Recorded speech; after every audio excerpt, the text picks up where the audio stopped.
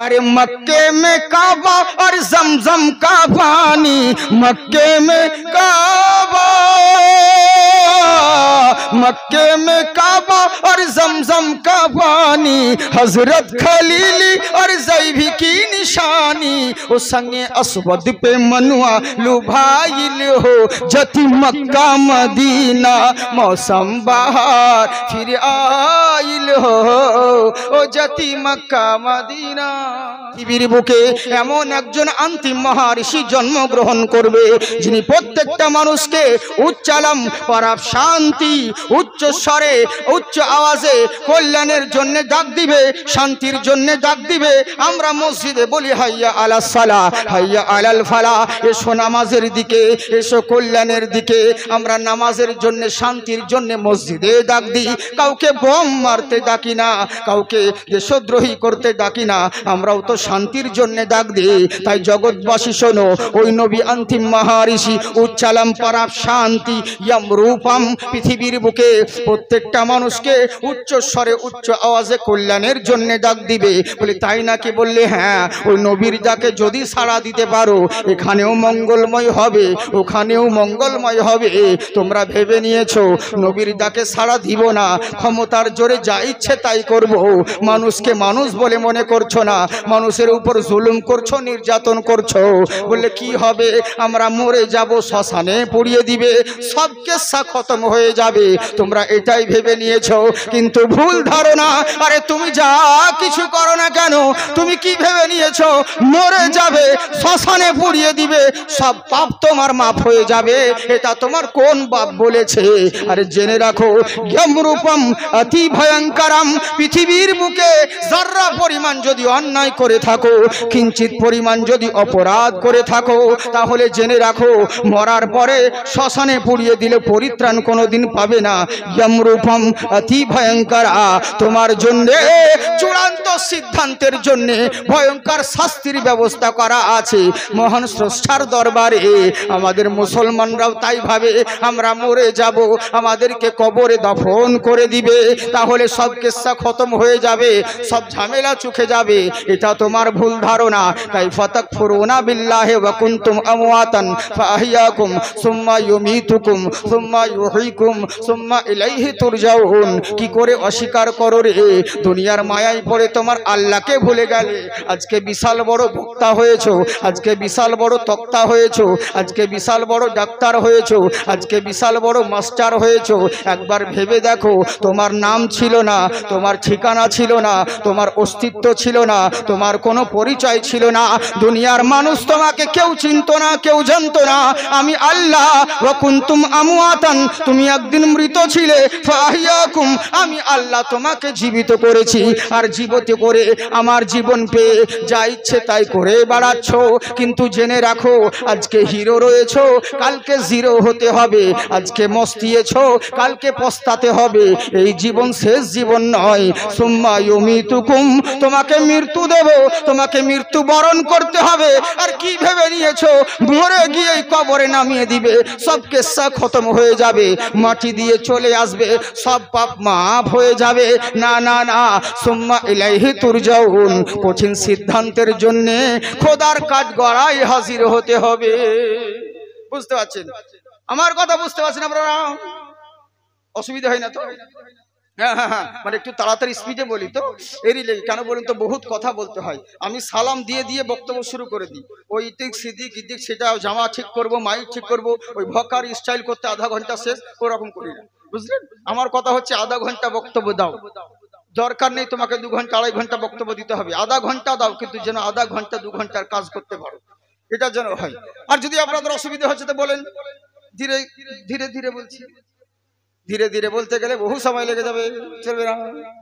ওরকম ভাই বলবো, যেমন ধরুন আজকাল যেমন আমাদের জীবনী হচ্ছে, আমাদের ওই সব দিকে উত্তরবঙ্গের দিকে খুব জীবনী হয়, বুঝলেন তো?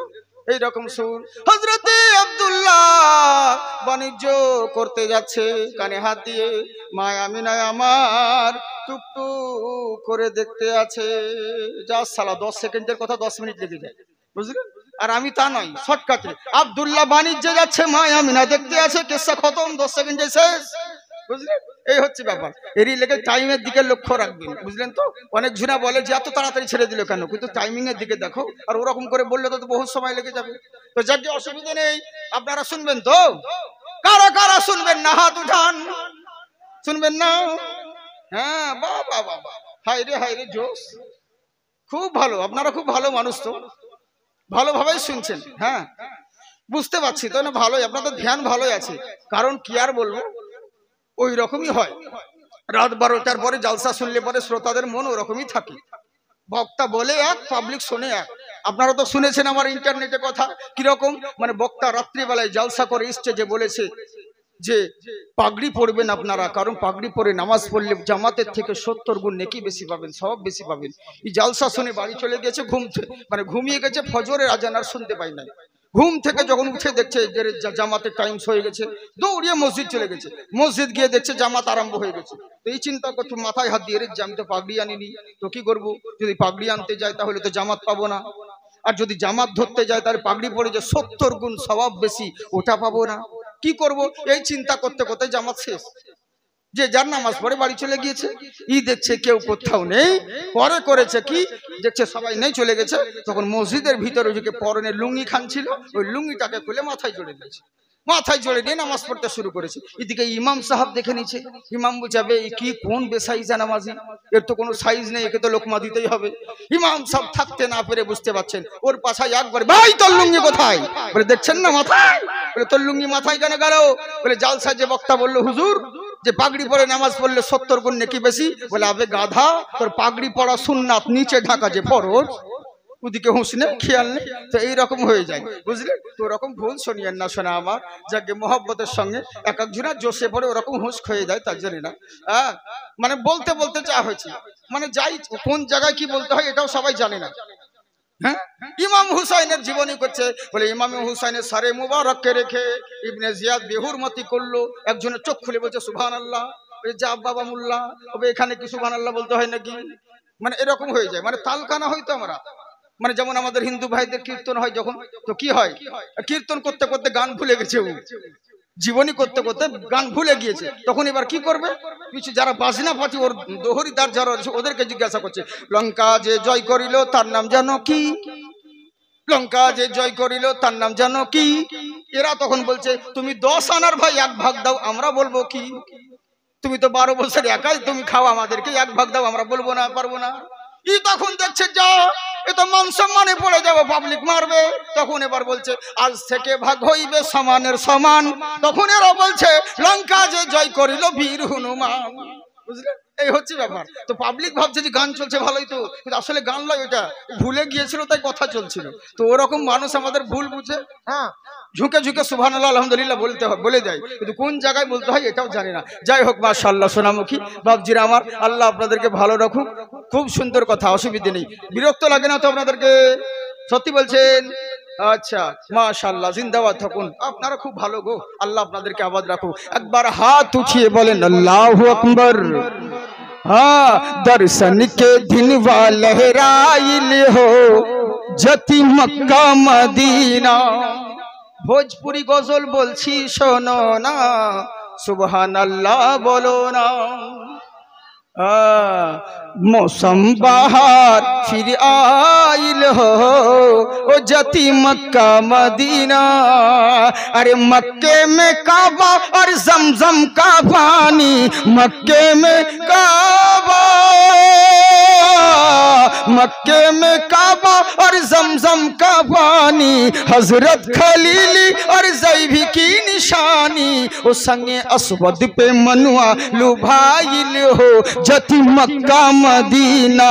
मौसम बाहर फिर आइल हो ओ जति मक्का मदीना। বুঝতে পারছি, আর চলবে না। আপনারা বুঝতে পারছেন না? সুবহানাল্লাহ বলেন, সুবহানাল্লাহ बोलो भैया, ना दोगे तुम तो रुपया आराम करे मोरे सैया हरे गुंबद के छैया। अरे तोहरे दीवाना ये कैसल जवानी तोहरे हुअलबा ये आशिकी जमाना जिब्रील चुमे देखो पैया ओ हरे गुंबद के छैया आराम करे मोरे सैया ओ हरे गुंबद के छैया। তাই এবার বলতে আছেন শোনো পৃথিবীর বুকে তুমি যা কিছু করো না কেন একদিন তোমাকে জবাব দিতে হবে, একদিন মরতে হবে। আমরাও যাই বলি, আমার হিন্দু ভাইরাও তাই বলে। ভাষা হলো একটাই, ভাষা হলো আলাদা, কিন্তু উদ্দেশ্য হলো একটা। বলে কেমন করে? ওরাও যে বলে ওম জগদ্ধি মহিমা হাসুদামহে।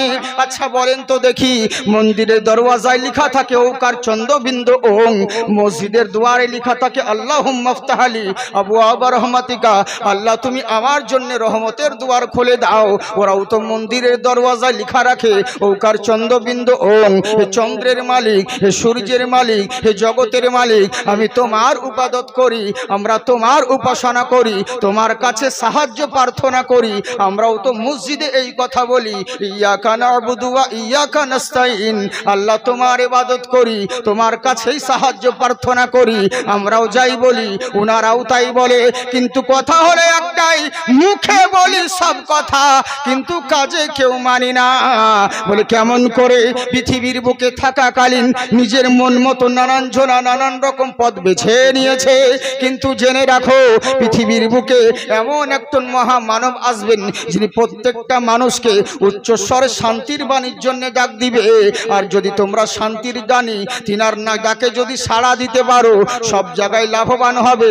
আমাদের ধর্মর নাম হলো ইসলাম, ইসলাম মানে হলো শান্তি, কিন্তু দুঃখের বিষয় হলো একটা, জগতের বুকে ইসলামকে নিয়ে বদনাম রটানো হয়েছে। ইসলাম ধর্ম নাকি আসলে কেন হচ্ছে?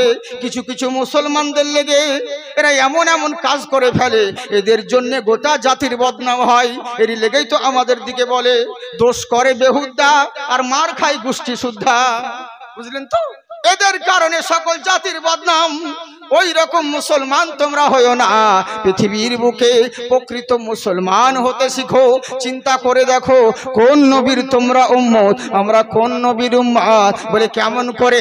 কোন নবী? চিন্তা করে দেখুন, যেই নবীর জন্য বলে কোরআন তো কোরআন, পৃথিবীর বুকে যত ধর্মগ্রন্থ রয়েছে সবাই আমার নবীর কথা বলতে বাধ্য হয়েছে।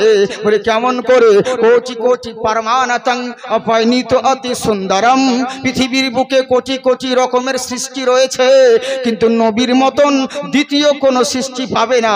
নবীর মতন এই লোকটা, নবীর মতন ওই লোকটা, নবীর মতন এই জিনিসটা, কারোর সঙ্গে উদাহরণ যে দিবে এমন কোন সৃষ্টি খুঁজে পাবে না। বলে কেমন করে পাবে? ওরে আল্লাহ তো নবীর মতন দ্বিতীয় সৃষ্টি করেন নাই। বলে কেমন করে? আব্বাস বলছে ভাতিজা, ও আমার ভাতিজা মুস্তফা, তোমাকে একটু মিলাদ শোনাই। বলে বলো চাচা। বলে তুমি যখন জমায়ের পেটে ছিলে তোমার অনেক অলৌকিক ক্ষমতা দেখেছি। বলে কেমন করে? তোমার মা যখন রাস্তা দিয়ে চলতো মরুভূমির প্রথম গরম বালি এরা কিন্তু নরম হয়ে যেত। তোমার মায়ের পায়ের তলায় পাথর যদি পড়ে যেত পাথর গলে মোম হয়ে যেত। শুধু তাই নয়, তোমার মা যখন কুয়ার মধ্যে পানি আনতে যেত কুয়ার পানি ওপরে অটোমেটিক উঠে যেত। পাড়ার মহিলারা বলতো আমি না, আর তুমি যেও না, তুমি যতক্ষণ থাকবে পানিগুলো ততক্ষণ উপরে থাকবে, আমাদের নিতে সুবিধে হবে, আমাদেরকে বালতি নামিয়ে টানতে হয় না, কষ্ট করতে হয় না। বলে চাচা আর কি দেখেছো? বলে আর বলিও না, যখন তোমার বাবা ইন্তেকাল করলো, যখন তুমি তোমার মায়ের গর্ভে ছিলে পাড়ার লোকে এসে সবাই অভিযোগ করত। বলে কেমন করে? এই আব্দুল মুত্তালিব তোমার বৌমাকে একটু নিষেধ করো। বলে কি নিষেধ করব? বলে তোমার স্ত্রীর, তোমার বৌমার স্বামী মারা গিয়েছে, একটু স্বামীর জন্য তো ইদ্যত পালন করা দরকার। কিছুদিন হলো স্বামী মারা যাওয়া, আব্দুল্লাহ দুনিয়া থেকে বিদায় নিয়েছে, আর আমিনা তো ওই সাজগুজ করে বেড়াচ্ছে। বলে কাই নাকি? বললে হ্যাঁ। বলে আমিনা কি এমন দামি দামি আতর ব্যবহার করে, পাড়ার লোকেরা সবাই খুশবুতে মহকেতে থাকে। বলে তাই নাকি? বললে হ্যাঁ। আব্দুল মুত্তালিব ডেকে বলে আমিনা রে, ও আমার কলিজার টুকরা মা, তোমাকে একটা অনুরোধ করব। বলে বলেন আব্বা জান। বলে আমার ছেলে আব্দুল্লাহ দুনিয়াতে নেই, আমার ছেলে স্মৃতি তোমার গর্ভে রয়েছে, তোমাকে একটু সাবধান করে দিচ্ছি। আমি হলাম গ্রামের মোড়ল, আমি হলাম মক্কার মুতাল্লি, কোনো কিছু আমি লোকের বিচার করি আর আমার ঘরেই যদি প্রবলেম হয় আমি কার কাছে মুখ দেখাবো বলো?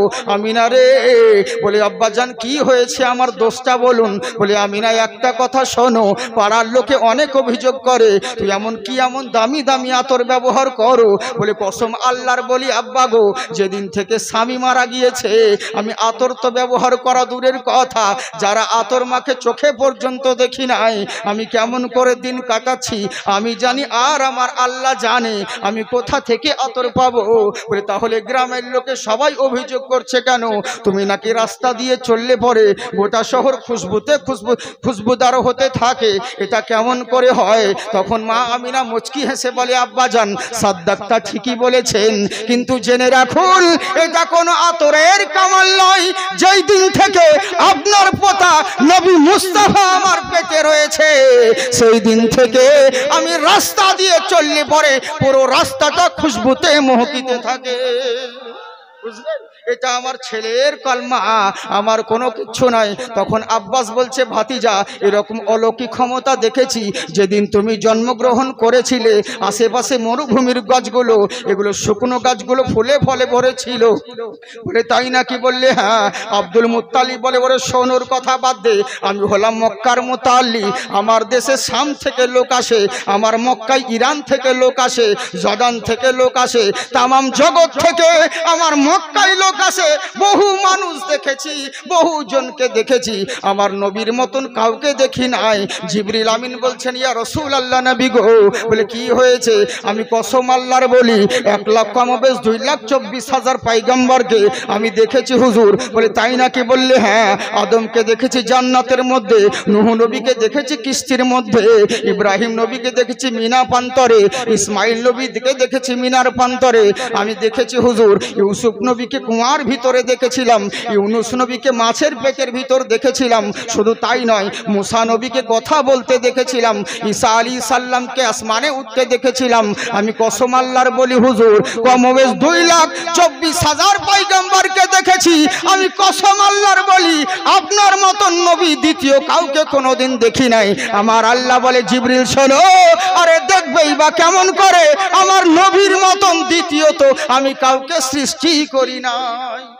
বুঝলেন? তাই বলছে শোনো, কোটি কোটি ফরমানাতন আফাইনিত অতি সুন্দরম, পৃথিবীর বুকে কোটি কোটি রকমের সৃষ্টি রয়েছে, নবীর সঙ্গে কারো তুলনা হবে না, নবীর মতন কাউকে দেখতে পাবে না। বলে তাই নাকি? বললে হ্যাঁ। বলে ঠিক আছে মেনে নিলাম, নবী না হলে খুবই সুন্দর হবে, নবী না হলে দেখতে সবার চাইতে ভালো হবে, কিন্তু দেখতে সাইজে তো আমাদের মতন হবে। বলে সেটাও হবে না। বলে কেমন করে?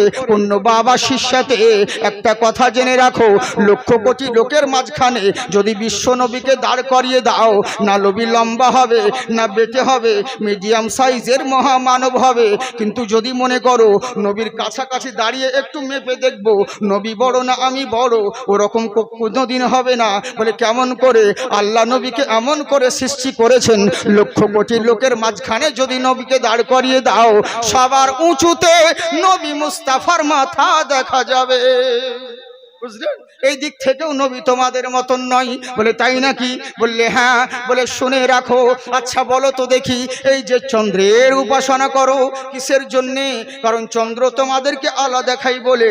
চন্দ্রের জ্যোৎস্নার আলোতে ফসল উৎপন্ন হয়, জ্যোৎস্নার আলোতে কত কি উপকৃত হয়, এর লেগে সূর্য চন্দ্রের পূজা করো, সূর্যের পূজা করো। কারণ সূর্য না হলে দিনের মুখ দেখতে পাবে না, অন্ধকারে ডুবে মরবে বলে। বলে হ্যাঁ হ্যাঁ হ্যাঁ। বলে আচ্ছা জেনে রাখো, হঠাৎ করে একদিন যদি সূর্য আর চন্দ্র যদি ধর্মঘট করে দেয়, একটা দিন যদি না উদয় হয় তাহলে কি হবে বলো? বলে পৃথিবী ধূলিসাৎ হয়ে যাবে, পৃথিবী অন্ধকার হয়ে যাবে, পৃথিবী প্রলয় ঘটে যাবে। বলে তাই নাকি? বললে হ্যাঁ। বলে জেনে রাখো, নবী মুস্তাফাকে পৃথিবীর বুকে ওঙ্কারা পধারিত ভূমণ্ডলী, পৃথিবীর বুকে নবী মুস্তাফাকে দাঁড় করিয়ে দাও, সূর্যের দরকার হবে না, চন্দ্রের দরকার হবে না, নবী মুস্তাফার বডির আলোতে সারা পৃথিবী আলোকিত হবে। এখনো সেই নবী, উনার যাকে যদি সাড়া দিতে পারো তোমরা সব জায়গায় লাভবান হবে। ওরে নবী শুধু মুসলমানদের জন্য নয়, জাকির হোসেনের যেই নবী, জয়দেবেরও সেই নবী, শঙ্করের যেই নবী, আব্দুল খালেকের যেই নবী, আব্দুল সাদ্দামের যেই নবী, জেনে রাখো বিষ্ণু দাসেরও সেই নবী। এক কথার 100 কথা সমান। আল্লাহর খোদাই যত দূর, নবীর মুস্তাফাই তত দূর। সমগ্র সৃষ্টি জগতের জন্য রব হলেন মহান আল্লাহ, তেমনি সমগ্র সৃষ্টি জগতের জন্য রহমত হলেন রাসূলুল্লাহ।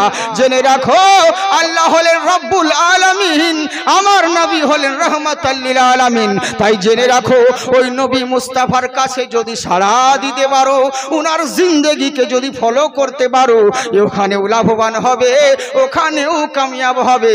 তাই শোনো ইহুদি, বেঁচে থাকাকালীন আমি মরতে হয় মরে যাব, বেঁচে থাকাকালীন নবীর বেয়াদবি কোনোদিন সহ্য করব না। তখন ইহুদি বলল, বা আবু তালহা, তোমার ছেলে অসুস্থ হয়েছে, নজেকিম কবিরাজ বাদ দিয়ে নবীর বাড়ি গিয়েছো, এরই লেগেই তো তোমাকে বলতেছিলাম। আমি কি এখান থেকে বলছিলাম নাকি? বলবো না ছেড়ে দেবো? বলবো? সত্যি বলছেন? কতক্ষণ বলবো? সারা রাত? হ্যাঁ, বাপের মাল তো সারা রাত। আল্লাহ আপনাদের জাজবা ভালো রাখো। সোনামুখী আমার অতক্ষণ মানে বেশি নয়, তার জন্য না। কারণ জানেন তো আজকে জুম্মার দিন, এই জুম্মার দিনের জন্য খুব মাথায় সকলের টেনশন থাকে, বুঝতে পারছেন? কারণ ইমামতি কঠিন জ্বালা। আমি তো করি না, মাঝে মধ্যে এক এক জায়গায় জুম্মা মানে ভাগ করা আছে, এখানে এক জুম্মা ওখানে এক জুম্মা, তো জুম্মা পড়াতে হয়। তো জুম্মা জানেন তো কি আবার সিস্টেম, ইমামতি যে ইমাম সাহেব আছে বলে ভার বলিয়েন না জাকির ভাই, এত জ্বালা। সত্যি যে ইমামতি করা খুব জ্বালা গো। গ্রামের ওড়ে হচ্ছে এক মসজিদ, গ্রামের শেষে। এবার রমজান মাস, যাদের কাছে বাড়ি যাদের দূরে বাড়ি, রমজানের সেহরির জন্য মৌলানা ডাক দেয়, শুনতে পাই না, ওরা তখন মসজিদের কাছে ইদারায় পানি নিতে আসছে, আর মৌলবীকে শুনিয়ে শুনিয়ে বলে, আচ্ছা গ্রামের মোড়রা মৌলবী রেখেছে বোন, শুধু খেয়েছে দেশ আর ঘুমিয়ে থাকছে, হ্যাঁ কোনো সাড়া শব্দ কিছু দেয় না, কিছু বলে না, আমরা সেহরি রান্না করতে পারছি না, এই কথা বলে মানে টানা দিচ্ছি। এবার যাদের কাছে ঘর এরা তখন বলছে, গ্রামের মোড়রা যে কোন মৌলানা রেখেছে বোন, বলে কেন, বলে খেয়েছে দিচ্ছে ছাগলের মতন ভাবিয়ে যে খালি নিজে শুতেও না, কাউকে শুতেও দেয় না, নিজে ঘুমাইও না, কাউকে ঘুমাতেও দেয় না, হ্যাঁ খালি চেঁচিয়েই যেছে। আচ্ছা মৌলবী যাবে কোন দিকে বলেন, কোন দিকে যাবে? এক গ্রামে যাচ্ছে, বলছে তুমি কিয়াম দরুদ করো, বলেন না, বলে আমাদের এখানে কিয়াম দরুদ হয়, তাহলে তো তোমাকে নেওয়া যাবে না, চলবে না, ভাগো। ওখান থেকে আবার অন্য গ্রামে গেছে মসজিদে, তো দেখছে ওই গ্রামে বলেছে কিয়াম দরুদ করি না, তো এইখানে তাড়িয়ে দিল, তো এখানে তার বলা যাবে না। এরা এইখানেও জিজ্ঞাসা করছে, তুমি দরুদ কিয়াম করো, বলে হ্যাঁ করি, বলে আমাদের এখানে তো দরুদ কিয়াম চলে না, চলবে না, তোমাকে রাখা যাবে না। মৌলবি কি করবে, বুঝলে? এই হচ্ছে ব্যাপার। আমাদের কেউ নাই সোনামুখী, আমাদের উঠতেও মানে দোষ, বসতেও দোষ। মৌলবিদের কঠিন জ্বালা, মৌলবি যা বলবে। বাংলাদেশের এক মৌলবি শুধু বলেছে মুরব্বি, বাস ওইটাই ভাইরাল। কোন বাচ্চা বলছে দুঃখ করে প্লিজ ক্ষমা করে দাও, বাস ওইটাই চলে যাচ্ছে, মানে যা বলবো সেটা প্রবলেম। হ্যাঁ, ওয়াজ করতে করতে বক্তার লুঙ্গি পর্যন্ত খুলে যাচ্ছে গো, কিন্তু সমাজ হেদায়াত হয় না। আর ইদিক সেদিক করে মৌলবি যেটাই বলছে, ভালো জিনিসগুলোকে নয়, যে কোনো একটা খারাপ নেগেটিভ জিনিসকে তুলে নিয়ে ওটাকে নিয়ে এসে যা ইচ্ছা তাই। হাই রে হাই রে হাই রে হাই রে, কি বলবো, দুঃখের কথা ভাবছি, সমাজের খুব দুরবস্থা চলছে। কোন দিকে যাব কথা ভাবনা চিন্তা করে বলতে হয়। বিভিন্ন খুব টেনশন হয়, কিন্তু কি করব। তবে সোশ্যাল মিডিয়া হচ্ছে কি জানেন, বেশিরভাগই মিথ্যেই ভরা। কেমন করে? যেমন ধরুন আপনাকে সামনে কেউ কিছু বলতে পারবে না, কিন্তু সোশ্যাল মিডিয়া এমন একটা জারিয়া যে গাইল দেওয়ার সুযোগ ওইটাই, পিছনে ওখানে গাল দিবে আপনাকে, কিন্তু আপনি বুঝতেই পারবেন না কে গাল দিচ্ছে, বিভিন্ন রকম আইডি নাম করে, বুঝেছেন তো? এই হচ্ছে ব্যাপার। তো যাকগে, তবে এক একটা মানুষ আছে খুব ভদ্র, এক একজন মানুষ খুব ভদ্র। সেদিন একটা আলিমকে, একটা বিশাল বড় আলিমকে কি বলছে জানেন, বলছে আপনি তো একদম আনাড়ি হুজুর, এটাই বলতাম, কিন্তু হুজুর বলে সম্মানের লেগে কিছু বললাম না, মানে বলে দিয়েছে, তারপর বলছে সম্মানের লেগে কিছু বললাম না। এই তো হচ্ছে আমাদের অবস্থা। যাকগে, আল্লাহ সকলকে হেদায়েত করুক। একবার মহব্বতের সঙ্গে বলেন আল্লাহু আকবার, হাত উঠিয়ে বলেন আল্লাহু আকবার। হ্যাঁ, সবাই উঠাচ্ছেন না, আবার ইয়ারাই ভোটের সময় লুঙ্গি তুলে বলবে ইনকলাব জিন্দাবাদ, বডি থাকবে মাথাবাদ, বডি পাকিস্তান মাথা কারগিল। কতজন আবার কি বলে জানেন, বলে জাকির ভাই তুমি বলো আমরাবাদ যদি করো প্রতিবাদ, ঘর থাকবে মুন্ডুবাদ। আমি বলি ভয় করি না বে, আমারও জন্মস্থান মুর্শিদাবাদ, বুঝলেন তো? যে হাত আল্লাহ আল্লাহ রসুলের নামে উঠে, সে হাতে কোনোদিন লাকুয়া পড়ে না। একবার হাত উঠিয়ে বলেন আল্লাহু আকবার। মাশাআল্লাহ সুবহানাল্লাহ, জিন্দাবাদ থাকুন। কি বলছে দেখুন, খুব সুন্দর কথা আপনাদেরকে বলি। তবে আমার সাথে সাথে আমার মা বোনরা রয়েছে, মা বোনদের জন্য একটা কিছু বলাই দরকার। তবে থাক, আর বলে লাভ নেই, মা বোনদের ব্যাপারে কিছু বলবো না, ওদের ওয়াজ করবো না। হ্যাঁ, ওদের ওয়াজ করার দরকার নেই। মা বোনদের ব্যাপারে কি বলবো, কারণ ওদের ব্যাপারে শুধু বলাই হচ্ছে, কিন্তু একাই খাচ্ছে, আমাদেরকে তো দেয় না, একাই খাচ্ছে। লক্ষ্মী ভান্ডার টাকা শুধু আমাদের দুয়াতে পেয়েছে, 500 ছিল 1000 হয়েছে।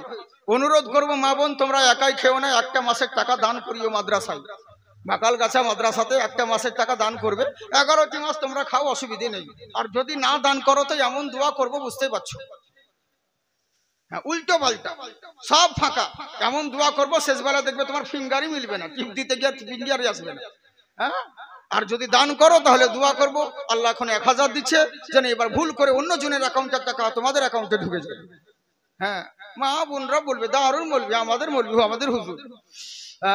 কারণ মেয়েদের বিরুদ্ধে কথা বলা উচিত নয়, কেন জানেন তো? আমি একটা দিন জালসা করে চলে যাব, কিন্তু বিপদে পড়বে এখানকার ইমামগুলো, মৌলানাগুলো। কেন বলুন তো? কারণ ওদের ভাত আপনাদেরই হাতে, মেয়েদেরই হাতে। আপনাদের যখন বাড়িতে বাড়ি পড়বে, তখন তো আপনারা শাকসবজি এনে চলে যাবেন, রান্না বান্না করবে ওরা।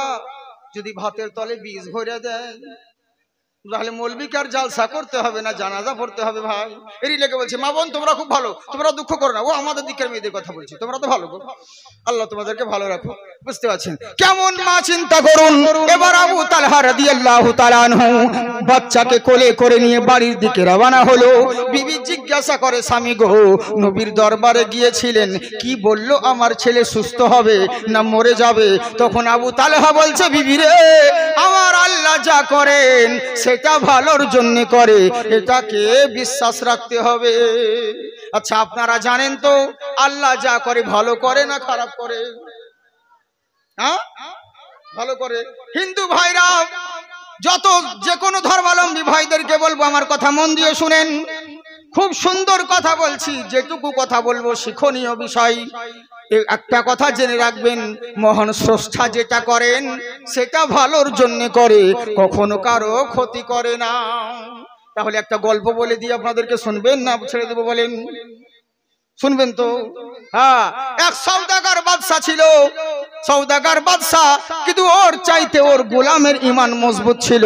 গোলাম শুধু একটাই, আমরা যেমন কেউ সুবহানাল্লাহ আলহামদুলিল্লাহ সুবহানাল্লাহ আলহামদুলিল্লাহ বলি, ওই গোলামটা শুধু একটাই তাসবিহ করত, আল্লাহ যা করে ভালোর জন্য করে, আল্লাহ যা করে ভালোর জন্য করে, আল্লাহ যা করে ভালোর জন্য করে, এই কথাই শুধু বারবার রটে যেত। হঠাৎ একদিন সওদাগর বাদশা বলে উঠলো, গোলাম রে, ঈমান তাজা হয়ে যাবে, মন দিয়ে শোনেন, কত সুন্দর কথা, শিক্ষার কথা। কি বলছে? সওদাগর বাদশা বলছে, গোলাম রে, দেখ তো আমার আঙুলে কি হয়েছে, পোকা লেগেছে মনে হচ্ছে, টিস টিস করে যন্ত্রণা করছে, ব্যথা হচ্ছে। গোলাম বলছে, সত্যি তো, আল্লাহ যা করে ভালোর লেগে করে। বাদশা রেগে গেছে, আর ঈমান কমজোরি তো। বলছে, হাকিম ডেকে নিয়ে আই। হাকিম কবিরাজ ডেকে আনা হলো। হাকিম কবিরাজ বলছে, বাদশা মশাই, এর যে আপনি তো দেরি করে দিয়েছেন। বলে, কেমন করে? বলে, আপনার আঙুলটা পুরো আঙুলে ইনফেকশন ছড়িয়ে গেছে, যদি জীবাণুমুক্ত জীবন যাপন করতে চান শুধু এইটুকু কাটলে হবে না, পুরো আঙুলটাই কেটে বাদ দিতে হবে, নইলে অন্যদিকে ইনফেকশন ছড়িয়ে যাবে। তখন বলছে, তাই নাকি? বললে, হ্যাঁ। পাশে গোলাম বসেছিল, বলছে, আল্লাহ যা করে ভালোর লেগে করে। বাদশা মনে মনে রাখছে, বুঝলেন? আসলে ঈমান কমজোরি হলে যা হয়। এবার করলো কি, হাকিম কবিরাজ আঙুল খানা কেটে দিয়ে চলে গেল, ওষুধ লাগিয়ে ব্যান্ডেজ করে যখন হাকিম চলে গেল।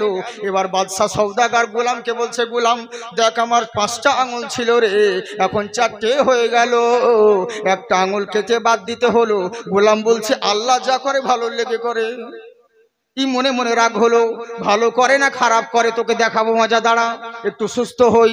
করলো কি, কিছুদিন পরে সুস্থ হওয়ার পরে এবার তখন সওদাগর বাদশা গোলামকে ডেকে বলে, গোলাম রে, বালাখানায় আর মন টিকছে না, চল একবার ঘুরে আসি, জঙ্গল থেকে শিকার করতে যায়। তখন গোলাম বলছে, চলেন হুজুর, আল্লাহ যা করে ভালোর লেগে করে, মানে ওর শুধু ওটাই মুখে ছিল, বিশ্বাস ছিল। বলছে, বাদশা মনে মনে বলছে, চল শুধু জঙ্গলে, তারপর দেখাবো মজা, ভালো করে না খারাপ করে। এবার জঙ্গলে নিয়ে গেল। জঙ্গলে নিয়ে যাওয়ার পরে মাঝ জঙ্গলের দিকে একটা কুয়া দেখতে পেল। আপনারা কুয়া বলেন না ইদারা বলেন? কুয়া, হ্যাঁ, যাকে বলে চাল ভাজা তাকে বলে মুড়ি, যেই ছোট থাকে ওই হয় বুড়ি, এক এক জায়গার বলি এক এক জায়গার গালি, এরই লেগে যেমনি কলি তেমনি চলি। বুঝতে পারছেন তো? এটাকে জিজ্ঞেস করে নেওয়া ভালো। হ্যাঁ, কুয়া, ওই ইন্দারা কুয়া একই জিনিস। কুয়া দেখতে পেল, বাদশাহ সওদাগর বলছে গোলাম রে একবার দেখতো কুয়ার ভিতর পানি আছে কিনা।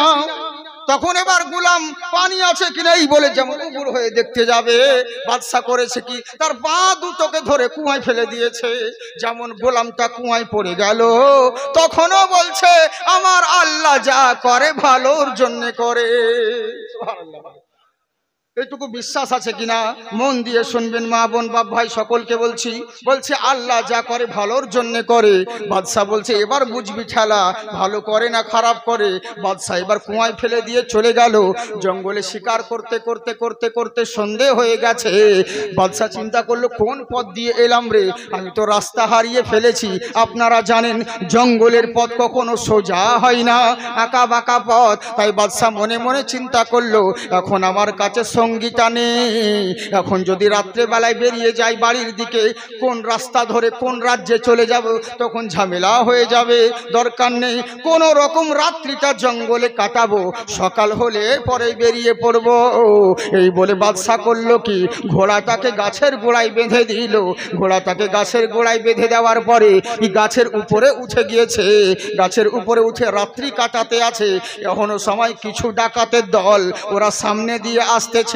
ওদের নজরে ঘোড়া পড়ে গেছে লাইটের ছটায়। যেমন ঘোড়া দেখতে পেল, কেউ ডাকাতের দল বলছে দেখ রে কার ঘোড়া হারিয়ে গেছে, কেউ বলছে দেখ কার ঘোড়া ছুটে পালিয়ে আসছে, কেউ বলছে না কাউরি বাড়ি থেকে হয়তো রাস্তা ভুল করে জঙ্গলের দিকে চলে এসেছে। কিন্তু ডাকাতের যে সর্দার ছিল ও বলছে তোরা থাম, চুপ, এই ঘোড়া হারিয়েও যায়নি, এই ঘোড়া পালিয়েও আসেনি। বলে কেমন করে বুঝলেন? বলে যদি পালিয়ে আসতো আর যদি হারিয়ে যেত তাহলে গাছের গোড়ায় বাধা কেন রইল? গাছের গোড়ায় যখন বাধা রয়েছে তার মানে জানতে হবে নিশ্চয় কেউ এখানে রয়েছে। আশেপাশে খোঁজ করে দেখ। লাইট মেরে দেখলো, কোথাও কাউকে খুঁজে পেল না। অবশেষে যখন গাছের উপরে যাচ্ছে,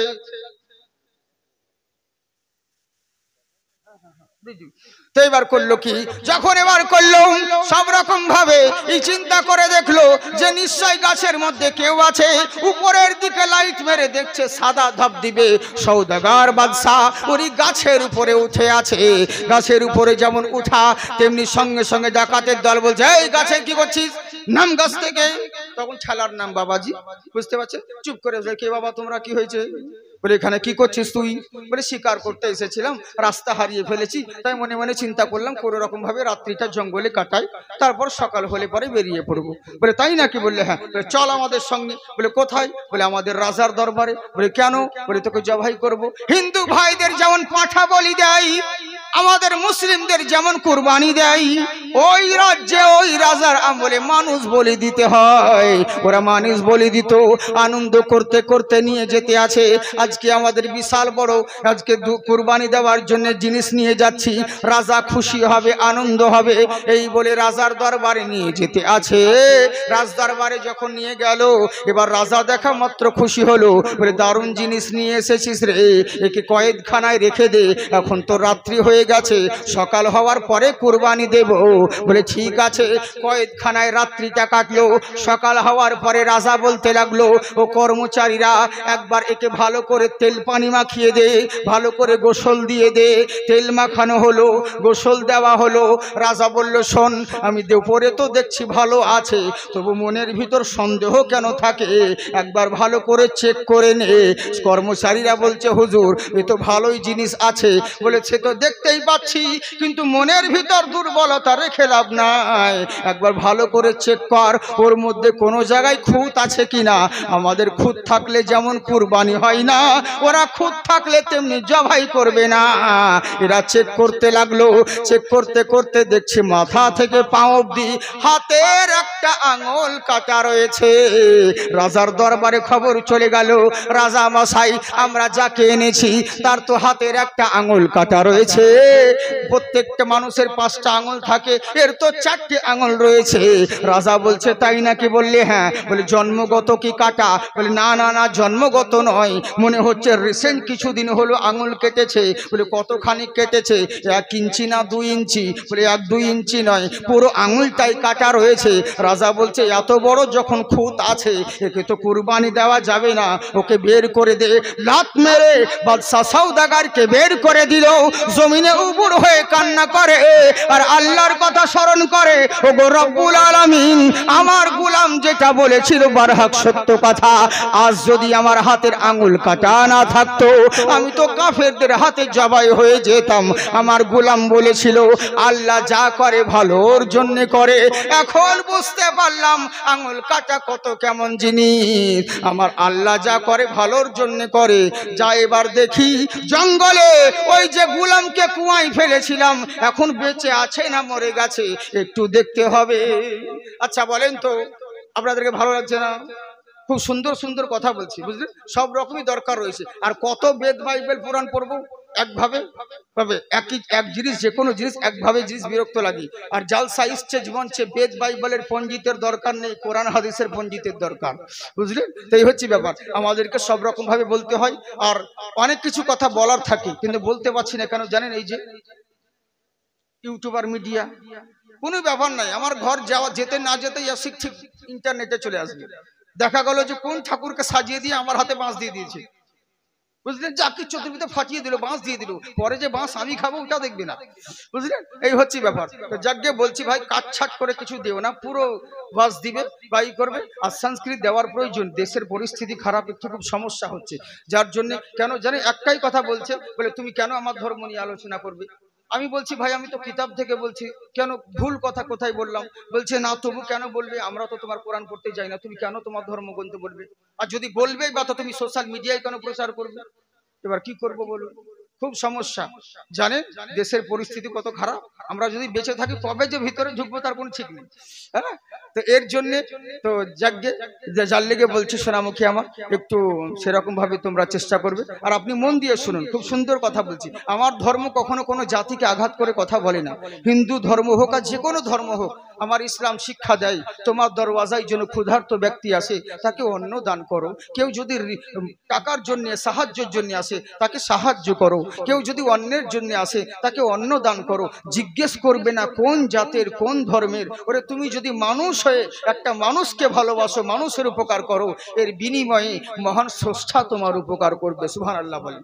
অতএব আমার ইসলাম ধর্ম কখনো কোনো ধর্মকে তাচ্ছিল্য করে না। আমরা কোনো দেবতার বিরুদ্ধে কথা বলি না। কেন বলবো? ওনারা ছিলেন মহামানব, ওনারা ছিলেন মহান দেবতা। কারণ একটা কথা জেনে রাখো, আজকে যদি ওনার ধর্মকে কাউকে গালি দিতে যায়, ওরা কালকে আমার আল্লাহকে গালি দিয়ে দিবে, বুঝলেন? এই জন্য সূরা আল মাইদায় নিষেধ করা হয়েছে কখনো কোনো ধর্মের বিরুদ্ধে কোনো আঘাতমূলক কথা বলবে না। আর কখনো বলবোই বা কেন, কি প্রয়োজন? বুঝলেন? যেগুলো বলি সুন্দর কথা বলি, যেমন নবীর আদর্শটা কেমন সেটাকে শুধু ওনাদের ভাষায় তুলে ধরি, বুঝতে পারছেন তো? যাই হোক, একবার মহব্বতে বলেন সুবহানাল্লাহ।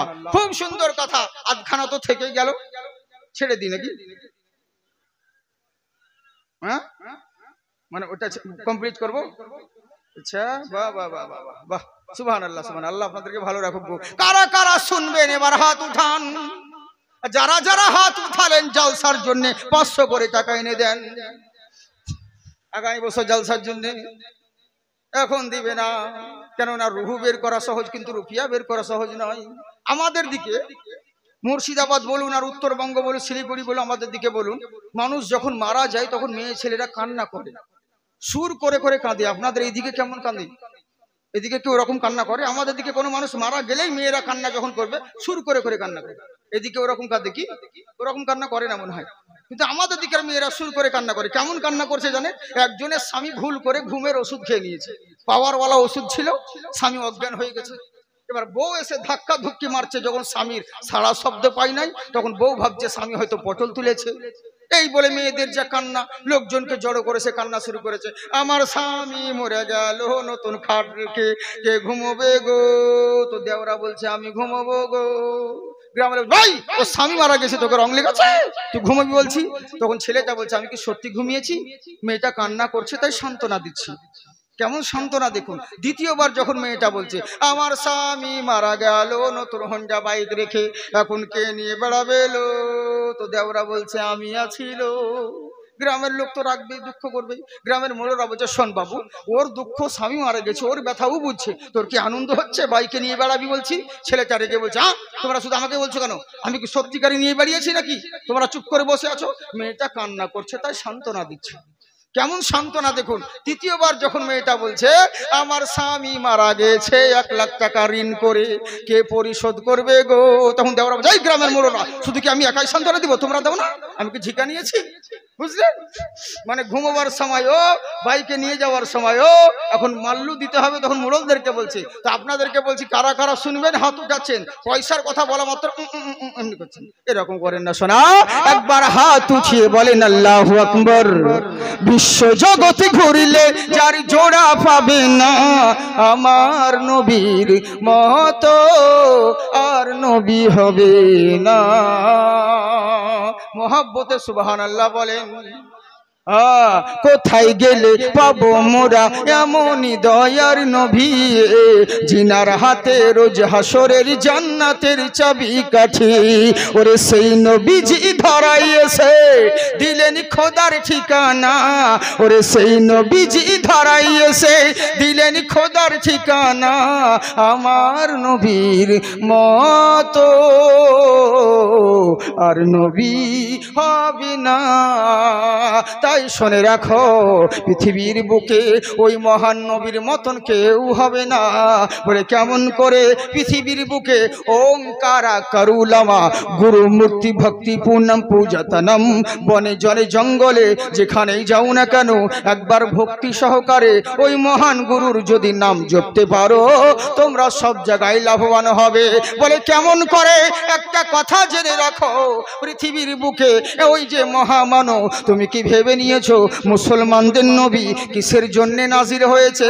একটা কথা জেনে রাখবে, যুগে যুগে যথায়ন্তরম সর্বেষ্টমী ভুবনারতম, পৃথিবীর বুকে যুগে যুগে একজন করে অন্তিম মহান ঋষি মহান স্রষ্টার তরফ থেকে পৃথিবীর বুকে আগমন হয়েছে, যিনি সবার চাইতে সেরা, যিনি সবার চাইতে উজ্জ্বল, উনি ওই মহান নবী। তখন অনেকজন বলে তুমি ঠিকই বলেছো, রামায়ণ মহাভারত বেদে যেই মহামানবের কথা বলা হয়েছে, ওই মহামানব আমাদের অমুক দেবতা, আমাদের অমুক দেবতা। বলছে ভুল কথা। বলে কেন? বললে শোনো, তারপরে কি লেখা আছে দেখো, ওম চন্দ্রিমা কুণ্ঠকারী, ওই যে মহামানব আবির্ভাব হবে, উনি দুনিয়াতে আসার পরে আসমানের চন্দ্রকে 2 টুকরা করবে, আসমানের চাঁদকে 2 টুকরা করেছিলেন, কোন মোল্লা করেনি, আমার রাসূলুল্লাহ করেছে। বুঝলেন? ওই যে মহামানব, ওনার আদর্শকে যদি ফলো করতে পারো, যে কোনো মানুষ হও না কেন সব জায়গায় লাভবান হবে। আর যদি মনে করো তুমি মরে যাবে, মরার পরে তোমার চর্চা মানুষে করতে থাকবে, একটাই শপথ রয়েছে, হেমাংশু পাঠোদয়া হেরি চর্চ ওম সর্বদান মোহাম্মদা। যদি বেঁচে থাকাকালীন ওই মহামানবের চর্চা যদি করতে পারো, তুমি মরে যাবে, মরার পরেও দুনিয়ার মানুষ তোমার চর্চা করবে, উনার মতন কেউ হবে না, উনাকে ফলো করতে হবে। যে কোনো জিনিসের দিক দিয়ে বলো না কেন নবীর প্রয়োজন রয়েছে। হ্যাঁ, প্রত্যেকটা জিনিসে যদি নবীকে ফলো করতে পারো, এখানেও কামিয়াব হবে, ওখানেও জান্নাত পাবে। ভালো মানুষ হতে চাও, আল্লাহর নবীকে ফলো করো। ভালো ডাক্তার হতে চাও, আল্লাহর নবীকে ফলো করো। ভালো মাস্টার হতে চাও, আল্লাহর নবীকে ফলো করো। ভালো ব্যারিস্টার হতে চাও, আল্লাহর নবীকে ফলো করো। ভালো কমান্ডার হতে চাও, আল্লাহর নবীকে ফলো করো। ভালো গভর্নর হতে চাও, আল্লাহর রসুলকে ফলো করো। ভালো স্বামী হতে চাও, আল্লাহর নবীকে ফলো করো। অনুগামী হতে চাও, আল্লাহর নবীকে ফলো করো। মহাজ্ঞানী হতে চাও, আল্লাহর নবীকে ফলো করো। নামি দামি হতে চাও, আল্লাহর নবীকে ফলো করো। ভালো ব্যবসায়িক হতে চাও, আল্লাহর নবীকে ফলো করো। ভালো ধার্মিক হতে চাও, আল্লাহর নবীকে ফলো করো। ভালো প্রেমিক হতে চাও, আল্লাহর নবীকে ফলো করো, ভালো দার্শনিক হতে চাও আল্লাহর নবীকে ফলো করো, ভালো বৈজ্ঞানিক হতে চাও আল্লাহর নবীকে ফলো করো। এক কথাই ইহ জগৎ এবং পর জগতে যদি কামিয়াব পেতে চাও কাউকে নয় আল্লাহর নবীকে ফলো করো। আল্লাহ তোমাকে চোখ দিয়েছে, এই চোখে সবাইকে দেখতে পাও, নিজের চেহারা কোনোদিন দেখতে পাও না। কি আফসোস রে, এই চোখ দিয়ে সবাইকে দেখতে পাই, নিজের চোখ কান মুখ গলা এগুলো কেন দেখতে পাই না? তখন সায়েন্টিস্ট বলবে আরে গাধা কোথাকার, নিজের চেহারা দেখতে হলে তোকে আয়নার দরকার রয়েছে। এই আমার মুসলমান শোনো, নিজের জাত দেখার জন্য যদি আয়নার দরকার হয়, নিজের জিন্দেগি দেখার জন্য সরকারে মদিনার দরকার রয়েছে। নারা তো লাগাবেন না, কমসে কম সুবহানাল্লাহ বলেন।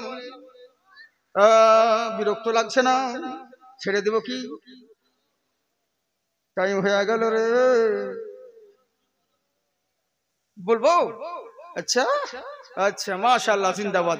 আল্লাহ আপনারা ভালো থাকুন, আপনারা ভালো মানুষ গো, আর আমরাই তো ভালো মানুষ, আমরাই তো সর্বশ্রেষ্ঠ, শুধু জুতো চুরি করি তাই, বাকি আমরাই তো ভালো মানুষ, আমাদের মতন আর কে আছে বলেন? তবে যাকগে আমার এই মাদ্রাসা রয়েছে, মাদ্রাসা তোলাবা রয়েছে, অনেকজন বলে কি জানেন, মাকাল গাছাতে চাঁদা দিয়ে আর কি হবে, মাদ্রাসাতে চাঁদা দিয়ে আর কি হবে, ছেলেদেরকে উগ্রপন্থী তৈরি হয়, মাদ্রাসায় মাওবাদী তৈরি হয়, বহু জনা বহু রকম কথা বলে। তো আপনারা ইন্টারনেটে দেখেছেন, বহুত আগে আমি দিল্লির সরজমিনে শাস্ত্রী পার্কে একটা প্রোগ্রাম ছিল, আমি 2 মিনিটের জন্য একটা কথা বলেছিলাম, আমাকে সময় দেয়নি। প্রথমে ভেবেছিল হয়তো আমি কিন্তু হিন্দু হব না মুসলিম হব, মানে বুঝতে পারিনি, আবার জামা প্যান্ট দেখে পরক্ষণে যখন বললো যে এই হে জাকি চতুর্বেদী, যখনই বুঝতে পারলো ওরা, তখনই সময় কমিয়ে দিয়েছিল। ওটা সেরকম জালসা ছিল না, একটা সম্মেলন ছিল। তো কি হলো জানে তো, মুসলমানদের বিরুদ্ধে যা ইচ্ছে তাই বলেছিল, যে মাদ্রাসার ছেলেরা এই তৈরি হয়, মাদ্রাসার ছেলে ওই তৈরি হয়, যা ইচ্ছে তাই, মাদ্রাসার বাচ্চারা এই তৈরি হয় ওই তৈরি হয়। কিন্তু আমি বলেছিলাম শোনো, শাহরুখ না বনেগা না তো সলমান বনেগা, সলমান বনেগা, শাহরুখ না বনেগা,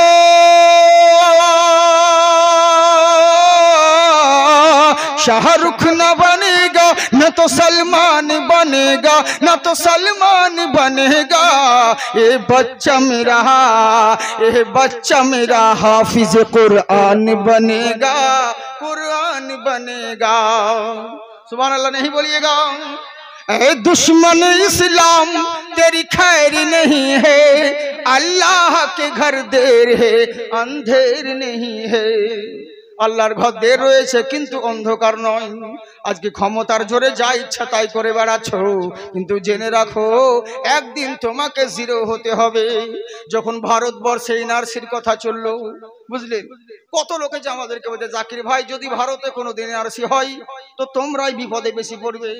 এনআরসি যদি ভারতে কোনোদিন হয় তো মৌলবি মৌলানা যারা আছে, যাদের টুপি দাঁড়িয়ে আছে, এদের বিপদ বেশি, এরা আগে বিপদে পড়বে। বলে কেন? বলে এরই জন্যই ওদের যখন লেবাস দেখে চিনে নিবে মুসলমান, সোজা ডিটেনশন ক্যাম্পে ভরবে। আমি বলেছিলাম আবে আমার থেকে বিপদে তোরা বেশি আছিস। বলে কেমন করে? বলে শোন, আমাদের টুপি দাড়ি লেভেল দেখে তো চিনে নিবে যে আমরা মুসলিম, সোজা ডিটেনশন ক্যাম্পে ভরবে। আর তোদেরকে যতক্ষণ তোকে নাঙ্গা না করবে তো ধরাই পড়বি না হিন্দু না মুসলিম। তোর কাপড় খুলবে তারপরে চেক করবে তোকে। তো বুঝ কে বেশি বিপদে, আমরা না তোরা। একটা কথা ভেবে রাখিস, কাউকে তাড়তে হলে আগে নিজেকে ধরতে হয়।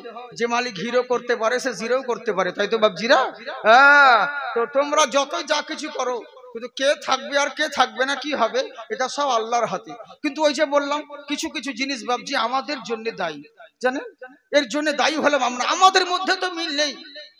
আমাদের দেওবন্দির জালসায় ফারাজিকে ঝুড়ে দিল, ফারাজির জালসায় হানাফিকে ঝুড়ে দিল, মানে শুধু ঝোড়াঝুড়ি চলছে, কাদাকাদি চলছে। আমি অনুরোধ করি প্রত্যেকটা জায়গায় বলি, ভাই পাঁচটা আঙুল সমান নয়, আমাদের মধ্যে বিভেদ থাকতেই পারে, কিন্তু আমাদের আখলাক যদি এরকম হয় তো অন্য লোকরা কি শিখবে বলো? কারণ আমাদের সান্নি বলো, হানাফি বলো, বেরেলি বলো, ফারাজি বলো, যে বলো না কেন, তাবলিগি বলো, 5 জন 5 রকম আছে। আমাদের মধ্যে সবই এক, মাসলার মধ্যে কিছু ইখতিলাফ রয়েছে, মোতাবিক রয়েছে, হ্যাঁ মতভেদ রয়েছে। তো সেইগুলো লোকের সামনে না উদাম করে ঘরের ভিতর আলোচনা করো, পার্সোনাল আলোচনা করো, তবেই না। কিন্তু আমরা করি কি, ওই স্টেজে এদিক সেদিক করতে গিয়ে দেশের 12টা বেজে গেল, এতে ইসলামের ক্ষতি হচ্ছে। এতে মুসলিম জাতির ক্ষতি হচ্ছে, বুঝলেন? এক জায়গায় মীমাংসা করুন, আলোচনা করুন, ঘরের ভিতর ঢুকে সেটা একটা মানিয়ে যায়, কিন্তু লোকের সামনে যখন বলবেন অন্যান্য জাতিরা এটাকে অন্যরকম মাইন্ড করে নেয়। আল্লাহ আমার সকল আলিমদেরকে হেদায়াত দান করুক, বলুন আল্লাহুম্মা আমিন। বুঝলেন তো? যাকে তবে একটা জিনিস বিশ্বাস রাখতে হয়। কি বলবো বলুন? আচ্ছা আমি বলবো কি আগে? হ্যাঁ বলবো? আচ্ছা মাশাআল্লাহ সুবহানাল্লাহ। তো ঠিক আছে বলছি। জি জি, আপনারা কেউ নাই, 5 জন ব্যক্তি নাই এখানে যে 500 করে টাকা দিবেন আগামী বছর জলসার জন্য। আমি কালেকশন বক্তা নই, আর আমাকে কালেকশনের জন্য বলেও নি, কিন্তু আমি আপনাদেরকে বলছি মহব্বতে। আর আমি অত বিহায়া নই যে বারবার আপনাদেরকে বিরক্ত করবো, দেন গো ওরকম বলবো না, হয়তো 5-6 বার বলবো, বুঝলি? তো যাক গে, অসুবিধে নেই। হ্যাঁ, এই কোন মানুষ এখানে 5 জন ব্যক্তি শুধু 500 করে টাকা, বেশি বলিনি, 5,000 5 লাখ বলিনি, 500 করে টাকা শিরকাত মোহব্বতের জন্য। আমার মন বলে আপনার দেবেন। কি নাম বাবজি আপনার? কি নাম আপনার? নাম জানেন তো? ওই দেখেন, হ্যাঁ নাম দেখেন, একজন হয়ে গেছে। আর 4 জন উঠেন, বাস আর বলবো না আপনাদেরকে। আর 4 জন উঠেন, আমার কথাটাও শুনুন। মুসাফির মানুষ, বহু দূর থেকে এসেছি, মুসাফিরের দোয়া কবুল হয়। কেউ কেউ এবার বলবে কি জানেন তো? হুজুর পয়সা দিলাম না তো কি আছে, আল্লাহ যা করে ভালো লেগে করে, সালা আমার ফতোয়া আমাকে ঘুরিয়ে দিচ্ছে, বুঝলেন? তো এই হচ্ছে ব্যাপার, এরকম যেন না হয় সোনামুখী আমার। হ্যাঁ যাকগে মাশাআল্লাহ। তবে তাড়াতাড়ি করে, জলদি করে দিন। আর 4 জন নয়, একজন হয়েছে, আর 4 জন নয়। কোন যোগ্য বাবার যোগ্য ছেলে এখানে? ইনশাআল্লাহ দোয়া করে দিব। কত দিকে কত টাকা চলে যাচ্ছে, ইয়াং যুবক ছেলে কেউ নেই? এই দেখেন এক বাবা যে দেন ওখানে হাত উঠিয়েছে, দেন সবুজ পাঞ্জাবি। একবার আসেন তো মুসাফা তো করেন, একবার মুসাফা তো করবেন। আরে আপনাদের ইন্ডিয়া বলে এখানে চান্স পাচ্ছে, অন্য জায়গায় তো মুসাফা করার চান্সই পাওয়া যায় না। কোন দিক থেকে বক্তা ঢুকলো আর কোন দিকে বেরিয়ে গেল খুঁজে পাবেন না, বুঝলেন? আচ্ছা, ছোট্ট শিশু মুস্কান 500 টাকা দিয়েছে, আল্লাহ তুমি তার নেকদানকে কবুল করো। 2 জন হলো, ওই বাপজি আমার একটা, 3টে, আর 2 জন। সালাম ভাই, কোন সালাম ভাই? আপনার সালাম ভাই। জি জি, এরকম হয়ে যায় ভুল করে, জানে তো, ঝুঁকে ঝুঁকে ওরকম যাকে তাকে করে দেয়। মানে ওর বউ মানে মা ডাকছে, শাশুড়ি মা ডাকছে, বউ মা আছে, তো শাশুড়ির ছেলেও নাম করতেই পারে, তো শাশুড়ি বলছে সেরাজুল ভাত খেয়ে নে, ওর বউটাও বলছে সেরাজুল ভাত খেয়ে নে, মানে ঝুঁকে ঝুঁকে, মানে শাশুড়ি বলেছে বলে, তো এরকম হয়ে যায়। তো যাকে 5 জন বলেছিলাম, 4 জন হয়ে গেল, আর একজন দিন, আর একজন লাল জামা, ওই দেখেন লাল জামা, ওই দেখেন মাশাআল্লাহ সুবহানাল্লাহ। জি জি জি জি, আরে উঠো না, এখানে এসো না ভাই, নেকি পাবে। হ্যাঁ আসো। হ্যাঁ আমিনুল গাজী, সুবহানাল্লাহ। জান আমিনুল গাজী 500 টাকা দিয়েছে। আমিনো আমিনো আল্লাহ, আমিনো আমিন। আমিনুল গাজীর মনের আশা পূর্ণ করো রব্বুল আলামিন। আমি দোয়া করি মওলা ইসছে বসিয়া, তুমি কবুল করো মওলা আরশে রহিয়া, বলুন আল্লাহুম্মা আমিন। আর আপনারা দিবেন না? যাকে বলবো না, আপনাদেরকে বিরক্ত করবো না। 5 জন চেয়েছিলাম, 5 জন দিয়েছেন, তবে এক হাতের 5টা আঙুল, আর এক হাত তো ছেড়ে দিবেন। এক হাতের না হলে হলো, আর এক হাত তো দিন। হ্যাঁ আক্তার, আক্তার, দেখেন সুবহানাল্লাহ সুবহানাল্লাহ। আক্তার বাচ্চা আমার এইখানেতে ছিল কি না ছিল তা দানে বোঝা গেল। এখানে 500 টাকা নিয়ে এলো, আল্লাহ তুমি তার নেকদানকে কবুল করো মাশাআল্লাহ। তাহলে এক হাতে একটা হয়েছে, আরো 4 জন বাকি আছে। তাড়াতাড়ি তাড়াতাড়ি, বেশি বিরক্ত করবো না। লক্ষ্মী ভান্ডার এগুলো কই? ওরা পর্দা নারী ও আমার পর্দা মঞ্জুরি সোনামুখী, তোমরা যদি থেকো তো তোমাদেরকেও বলবো, তোমরাও নাম লিখাতে পারো, তোমরাও বলে যাবে, কোনো চিন্তার কোনো কারণ নেই। তোমরা টাকা পাচ্ছ, দোয়া করি আরো তোমরা পাও। কিন্তু একটাই অনুরোধ করবো মা জননীদেরকে, তোমরা সব করো কিন্তু পর্দাটা করো, পর্দাটা একটু করো, কারণ তোমাদের পর্দা নেই বলেই আজকে সমাজের এই অবস্থা। আচ্ছা সুবহানাল্লাহ। তাসলিমা বিবি হরিকাঠি 500 টাকা মাশাআল্লাহ সুবহানাল্লাহ। এখানে তাসলিমা মেয়ে মা বোনদের তরফ থেকে একজন হয়ে গেছে। কে বললে মা বোন দেয় না গো? ওরা সব জায়গায় দিবে, ওদেরই তো সরকার চলছে। হ্যাঁ হ্যাঁ, চিন্তার কোনো কারণ নেই, আমার মা বোন রয়েছে খুব ভালো, তার জন্য না। তাড়াতাড়ি করে 5 মিনিটের মধ্যে আপনাদের জলদি করে জমা দিন, 5 মিনিটের মধ্যে, বেশি দেরি করেন না সোনামুখী আমার। জালসা যদি সেরকম বলি না, জালসা শোনাই, মনে রাখবেন যে হ্যাঁ জাকির চতুর্বেদী এসেছিল, বুঝলেন তো? যতদিন বেঁচে থাকবেন মনে রাখবেন, জালসা বহুত শুনেছেন, বহু করবেন। এই মালের কোয়ালিটি একটু আলাদা, কিন্তু ওই যে শরীর অসুস্থতার কারণে আজকে ওইটা বস্তার মুখ খোলা হলো না। শুধু বস্তাটাই খুলতে ব্যস্ত, মাল বের করা হলো না, বুঝলেন তো? এই হচ্ছে ব্যাপার। আল্লাহ যদি সুযোগ দেয় তো আবার অন্য সময় হবে। আমরা ফাঁকিবাজ মৌলবি নয়, যা নিবেন সব পাবেন, কিন্তু পরিস্থিতি অনুযায়ী আমাদেরকে কথা বলতে হয়, বুঝলেন তো? পরিস্থিতি অনুযায়ী বড় কথা বলতে হয়, যেহেতু যেমন টাইম দিবেন সেরকম ওয়াজ হতে হবে। সর্দার চাচা আমার মাশাআল্লাহ, নারে তাকবীর, 500 টাকা দিয়েছে। আব্বা মার নামে ইমান আলী সর্দার চাচা 500 টাকা। উম্মি আইমান, সুবহানাল্লাহ, উম্মি আইমান তার স্বামী স্ত্রীর নামে দিয়েছে 500 টাকা। সুবহানাল্লাহ, 2000 টাকা। সুবহানাল্লাহ, দেখেন স্বামী দিয়েছে ওই স্ত্রীর নামে গো। হাই হাই হাই, এটা খুব কম দেখা যায়, কিন্তু মেয়েরা স্বামীর নামে দান করে। আমাদেরকে কতজন লুকিয়ে পয়সা দেয়, আমার স্বামীর লেগে দোয়া করে দিন হুজুর, কিন্তু কত স্বামীদেরকে দেখিনি যার স্ত্রীর লেগে দোয়া করতে পয়সা দেয়। এক জায়গায় 2000 টাকা দিয়েছিল আমাকে, লাল নোট, বলে হুজুর আমার স্ত্রীর নামে দোয়া করে দিয়ে। তোর পাশে ছেলেটা বলছে আব্বা মা যে বেঁচে আছে, তো ওই লেগে তো দিলাম যাতে মরে যায়, দোয়া করতে, বুঝলেন তো? এরকম হ্যাঁ। তো যাকে এদিন স্বামী দিয়েছে একজন উম্মি আইমানের স্ত্রীর নামে 2000 টাকা। আল্লাহ তুমি তার নেকদানকে কবুল করুক, মাশাআল্লাহ, জিন্দাবাদ থাকুন। যেটা বলতে যাচ্ছিলাম, ইমানের পথে অবিচল থেকে আমার মরণ যেন হয়। ইউটিউবার ভাই তোমাদের জন্য একটা শর্ট নাতিয়া কালাম বলছি। অনেক দূর থেকে, কেউ 20-22 কিলোমিটার পর থেকে এসেছে গো, বুঝলেন? কি করব, আমি বললাম ভাই আজকে যেও না, আমার তো গলায় বসে আছে, কি বলবো কি না বলবো, তো যাকে আল্লাহ পাক বলিয়েছেন আপনাদের দুভাই। আমি আমার সাদ্দাম ভাইকে বললাম, শুদ্ধ ভাই গলায় তো উঠে, তো বলছে চিন্তা করেন না, আপনাকে এখানে ওষুধ দিয়ে দেবো, কিন্তু ওষুধ দেয়নি এখন আমাকে। হ্যাঁ, তো যাকে তো মাস আল্লাহ পাক বলিয়েছেন, আপনাদের নিয়ত ভালো, মানুষ ভালো গো সত্যি। তো যাকে এরা যখন এত দূর থেকে এসেছে, এদের লেগে একটা শের বলেই দিই, একবার মোহাব্বতে সুবহানাল্লাহ বলেন। তোমরাও সুবহানাল্লাহ বলো, পয়সা দিও না তো তোমরা, কিন্তু সুবহানাল্লাহ বলো। इसलिए तो जाते हैं अरे उम्मती मदीने में, उम्मती मदीने में, उम्मती मदीने में, इसलिए तो जाते हैं उम्मती मदीने में, इसलिए तो जाते हैं उम्मती मदीने में, इसलिए तो जाते हैं उम्मती मदीने में कि मुस्तफा बनाती है अरे जन्नती मदीने में, जन्नती मदीने में, जन्नती मदीने में। এতটুকুই থাক, বুঝলেন? কারণ ব্যাপারটা হচ্ছে কি, মাইক কিছু আওয়াজ যেন না মোটা লাগে। ভাই তোমার মাইক ভালো, কিন্তু আওয়াজ যেন না মোটা। আমার আওয়াজ খুব মোটা মনে হচ্ছে, কেন জানি না, কিন্তু নাত পড়া আর ওয়াজ করা চারটিখানি ব্যাপার নয়। নাতের মধ্যে বহুত ভাগ আছে। হ্যাঁ, আমি যে অনেকজন বলে গজল, সবাই বলে আমি যে গজল বলছি সেটা পড়ে দেখা, তবে তো নাতের মধ্যে বহুত ভাগ রয়েছে। ভাটিয়ালি শুনলয় মা শোনা গো, সবাই গেহে দিবে তা লয়। যেমন আপনারা দেখেছেন মনে হয়, আপনাদেরকে একটা বুঝিয়ে দিচ্ছি, তারা যারা শিল্পী তারা বুঝতে পারবে। কি, মা ফাতিমা তোমায় জানাই হাজারো সালাম, তোমার পিতা দান করেছেন খোদার ওই কালাম। এটা একরকম, যে কোনো মৌলানা গেহে দিবে।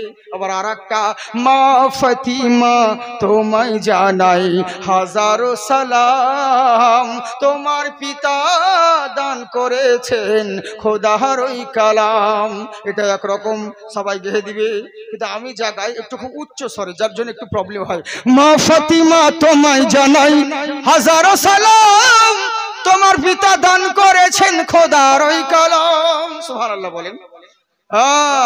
বুঝতে পারছেন তো? এই লেগে বেশি লাগে দম, এই লেগে বুঝতে পারছেন বম, বেটা পেটে নাই দম ফুটাবে বম। এটাই তো হচ্ছে আমাদের অবস্থা। যাই হোক, মুহাব্বতের সঙ্গে জোরে বলেন সুবহানাল্লাহ। তো যেটা বলতে যাচ্ছিলাম, কি হয়েছে, আমার আল্লাহ রাব্বুল আলামিন যেটা করেন সেটা ভালো করে না খারাপ করে? ভালো করে। যেটা কমপ্লিট হয়নি সেটা ছেড়ে দিই, কমপ্লিট করে দিই, না কি বলে, কমপ্লিট করে দিই কথাটাকে। সামনে, হ্যাঁ, এই যে সামনে জায়গা রয়েছে, একটু সামনে বসতে বলুন। ও সামনে যিনারা দাঁড়িয়ে আছেন ভাই, অনেক জায়গা ফাঁকা রয়েছে, একটু সামনের দিকে আসুন আমার সোনামুখী ভাইরা, সামনের দিকে আসুন। করে ব্যাপার নেই। আর কি করে আসবে, যারা পিছনে রয়েছেন আপনারা এগিয়ে আসবেন, তবেই না ওনারা আসবে। আপনারা তো জায়গা ঘরে বসে আছেন, ছাদের যে ভিড় থাকতে মানে কি আর বলবো, জায়গা আছে, এদিকে বাম্পারে ভিড় লাগিয়ে বসে আছে। যে সামনের দিকে আসুন, খুব ভালো হয়। যিনারা দেখুন দাঁড়িয়ে যারা আছেন, দাঁড়িয়ে নামাজ পড়লে নেকি আছে, দাঁড়িয়ে কিয়াম করলে নেকি আছে, দাঁড়িয়ে জানাজা পড়লে নেকি আছে, কিন্তু দাঁড়িয়ে যে মিলাদ জালসা শুনলে নেকি আছে এমন কোনো হাদিস নাই। বরং আদবের সঙ্গে বসে শুনলে বেশি নেকি পাবেন। বুঝলেন বাবজি শোনামুখী আমার? তো যেটা বলছিলাম, আল্লাহ যা করে ভালোর জন্য করে। এবার বাদশা চিন্তা করলো গোলাম বেঁচে আছে না মরে গেছে, যাই দেখে আসি কুয়াতে। এবার জঙ্গলে গেল, ওই কুয়া দেখতে পেল, কুয়ার কাছে গিয়ে বলে, গোলাম রে বেঁচে আছিস? তখন ভেতর থেকে আওয়াজ দেয়, যাহা পানা আমি বেঁচে আছি, উঠান আমাকে কুয়ার ভেতর থেকে। কোন রকম ভাবে ঘোড়ার লাগাম দিয়ে হোক আর দড়ি দিয়ে হোক ওকে কুয়ার ভিতর থেকে উঠানো হলো। তখন এবার বাদশা সওদাগর বলছে, গোলাম রে তোর তো অবস্থা খারাপ হয়ে গেছে দেখছি, কিন্তু একটা জিনিস বিশ্বাস করে নিয়েছি। বলে কি বিশ্বাস করলে? বলে তুই তো ঠিকই বলতিস রে, আল্লাহ যা করে ভালোর জন্য করে, কিন্তু একটা জিনিস বুঝলাম না। কি বুঝলেন না? বললে শোন, আমি না হলে বুঝলাম আমার আঙুল কাটা ছিল বলে আমি জবাই হলাম না। সব ঘটনা খুলে বললো যে আমাকে রাজার দরবারে ডাকাতের দল ধরে নিয়ে গেছিল, এই কাণ্ড জানিস, আমার আঙুল কাটা ছিল বলে আমি জবাই হলাম না, কিন্তু তোকে কুয়ায় ফেললাম আর তুই তাও বললি আল্লাহ যা করে ভালোর জন্য করে। কুয়াতে কি এমন ভালো মন্দ জিনিস দেখতে পেলি তুই? বলে যাহা পানা কুয়ার ভিতর কত কষ্টে ছিলাম আমি জানি, আর আমার আল্লাহ জানে, তাছাড়া কেউ জানে না। বলে তাহলে কষ্টে যখন ছিলি কেন বলছিলি আল্লাহ যা করে ভালোর জন্য করে? বলে এরই লেগেই তো বলি বাদশা রে, আপনি বাদশা হতে পারেন, আমি গোলাম হতে পারি, কিন্তু ইমানের দিক থেকে আপনার থেকে আমি সাচ্চা আছি, পাক্কা আছি। বলে কেমন করে? বলে জেনে রাখুন বাদশা মশাই, একটা জিনিস লক্ষ্য করুন, আমি হলাম গোলাম আর আপনি হলেন বাদশা। এরই লেগে তো আল্লাহর রসুল বলেন, একটা ধনী মানুষ একটা গরিব মানুষ সমানভাবে দুজনায় যদি ইবাদত করে নেয় তো বড় লোকটার আগে 40 বছর আগে গরিবটা জান্নাতে যাবে। সমস্ত নবীরা জান্নাতে যাবে, একজন নবী সবার শেষে জান্নাতে যাবে, যার নাম হলো হযরতে সুলাইমান আলাইহিস সালাম। কেননা ওনাকে দুনিয়ার পৃথিবীর বাদশা করেছিলেন। ওনার হিসাব দিতে দিতে, পৃথিবীর হিসাব দিতে দিতে অন্যান্য নবীগণদের হিসাব দেওয়া হয়ে যাবে, সবাই জান্নাতে চলে যাবেন, সবার শেষে সুলাইমান নবী জান্নাতে যাবে। তাই তো গোলাম বলছে, বাদশা রে আপনি এত বড় বাদশা কিন্তু ঈমান কেন এত কমজোর? বলে কেমন করে? আমার জায়গায় আজকে যদি আপনার জায়গায় আমি হয়ে যেতাম, এত বড় শিক্ষা পাওয়ার পরে দীক্ষা নিয়ে নিতাম, এত বড় ধাক্কা খেলেন তাও আপনি পাক্কা হতে পারলেন না। বলে কেন রে? বলে আপনার আঙুল কাটা ছিল বলে জবাই হলেন না, এত বড় ধাক্কা খেলেন তাও আপনি শিক্ষা নিতে পারলেন না, আল্লাহর উপর ঈমান মজবুত হলো না, তাও আপনি কেন কিন্তু লাগাতে আছেন? বলে হ্যাঁ আমি বুঝলাম আমার আঙুল কাটা ছিল বলে আমি জবাই হলাম না, আরে তোকে কুয়ায় ফেললাম তো তো ভালো মন্দ জিনিস পাসনি, কষ্টের মধ্যে ছিলি, পোকার কামড়ে মশার কামড়ে রাত্রিটা কাটালি, তাও কেন বললি মশা কামড়ালে কি আল্লাহ ভালো লেগে করে? কুয়ার ভিতরে কষ্টে না খেয়ে না দিয়েছিলি, পানি পান করতে পাস নাই, দুটো অন্ন খেতে পাস নাই, তাহলে কেন বললি আল্লাহ যা করে ভালোর জন্য করে? গোলাম বলছে, বাদশা রে আমার কথা মন দিয়ে শোনেন। বলে কি শুনবো বল? বলে আপনি আমি দুজনেই শিকার করতে এসেছিলাম। বলে হ্যাঁ এসেছিলাম। বলে রাত সন্ধে হয়ে গেছিল? বলে হ্যাঁ হয়ে গেছিল। আপনি যেমন রাস্তা হারিয়ে ফেলেছেন একই ঘটনা ঘটতো। বলে হ্যাঁ আপনি যেমন রাতটা কোনো রকম জঙ্গলে কাটালেন, আপনার সঙ্গে আমিও থাকলে আমাকেও রাত কাটাতে হতো। ডাকাতের দলরা আপনাকে যেমন ধরে নিয়ে গেল, আমি তো ওদের বাবা নয় যে আমাকে ছেড়ে দিত, আমাকেও আমি সঙ্গে থাকলে আমাকেও ধরে নিয়ে যেত। আপনার খুঁত ছিল বলে আপনি জবাই হলেন না, আমার তো কোনো জায়গায় খুঁত নেই, তাহলে তো আমি জবাই হয়ে যেতাম। ভাগ্য ভালো, এরই লেগেই বলেছিলাম আমার আল্লাহ যা করে সেটা ভালোর জন্য করে। বুঝলেন? আল্লাহ যা করে ভালোর জন্য করে, আল্লাহর হিকমত কেউ বুঝতে পারে না। তাই আমার আবু তালহা বলছে, বিবি রে চিন্তা করিও না, আমার ছেলে যদি মরে যায় জানবো আল্লাহ যা করে ভালোর জন্য করে, আর যদি বেঁচে থাকে জানবো এটা আল্লাহ ভালোর জন্য করে। এখান থেকেই বলছিলাম, থাকার বলবো না, তাই হয়ে গেল, তাই হয়ে গেছে। বাবজি শোনামুখী আমার, আমি তো ওরকম ভাবে ওরকম আমি যে তার্জে ওয়াজ করি সেরকম করি না। ওরকম যদি ওয়াজ করতে লাগি কখন সকাল হবে বুঝতেই পারবেন না, কিন্তু করবো না তো, আমাকে যেতে হবে অনেক দূর। বুঝলেন? অসুবিধে আছে। তো যার জন্য ইনশাআল্লাহ আল্লাহ পাক যদি সুযোগ দেন আবার আপনাদেরকে অন্য সময় হবে, আপনারা দোয়া করবেন বাবজি আমার লেগে। আমি খুব পরিস্থিতি মানে টেনশন, কিন্তু আমার একটা কথা কি জানেন, আমি যদি কাউকে কথা দিই ওয়াদা করি আমি সেই জায়গায় পৌঁছাই, তাতে যতই কষ্ট হোক। আমি বলতে যদি নাও পারি আমি ইচ্ছে যে গিয়ে শুধু সালাম দিব, আসসালামু আলাইকুম, আমি বলতে পারছি না, অসুস্থ মানুষ, আপনারা ক্ষমা করে দিবেন বলে পালিয়ে আসবো। মানুষ তো বিবেক আছে, বুঝতে পারবে।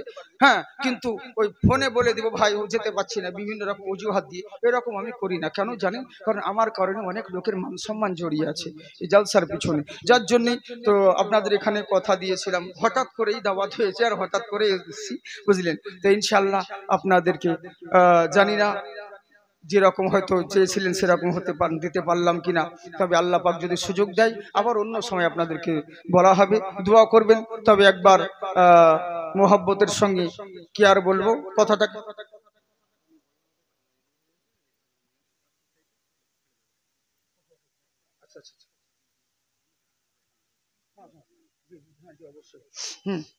জি। আর মুরব্বী জিনারা রয়েছেন বা সকলেই, আর আমি দোয়া করি আমার যত মানুষ রয়েছেন আমি বললাম দোয়া, আর যিনি আমার দোয়া করবেন আমার শেষে হযরত আমার, তা আমি বলবো উনাকে অনুরোধ করব একটু আমার জন্য দোয়া করেন। কারণ আল্লাহ পাক যদি আপনাদের দোয়া থাকে তো ইনশাআল্লাহ আল্লাহ কোন বালা মুসিবত সব টলে দিবে। আল্লাহ কি না করতে পারে, মরা গাছে ফুল ফোটাতে পারে। আমার আল্লাহ রাব্বুল আলামিন বলে বান্দা শোনো, আসমানের নিচে জমিনের বুকে তোমাদের বসবাস রয়েছে, নানান রকম সৃষ্টি আর নানান রকম মাযহাব আছে।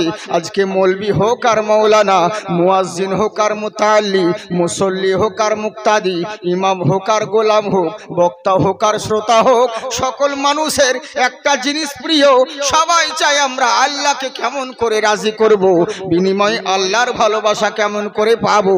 তামাম জগতের মানুষ যত রয়েছে আজকে যেদিকে যাই না কেন, যাকে জিজ্ঞাসা করেন সেই বলবে 40 দিন ধরে চিল্লা করি কিসের জন্যে?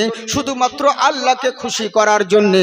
আজকে একটা মাস রমজানের রোজা আদায় করি, জিজ্ঞেস করলে বলে মাওলানা কিসের জন্যে করো?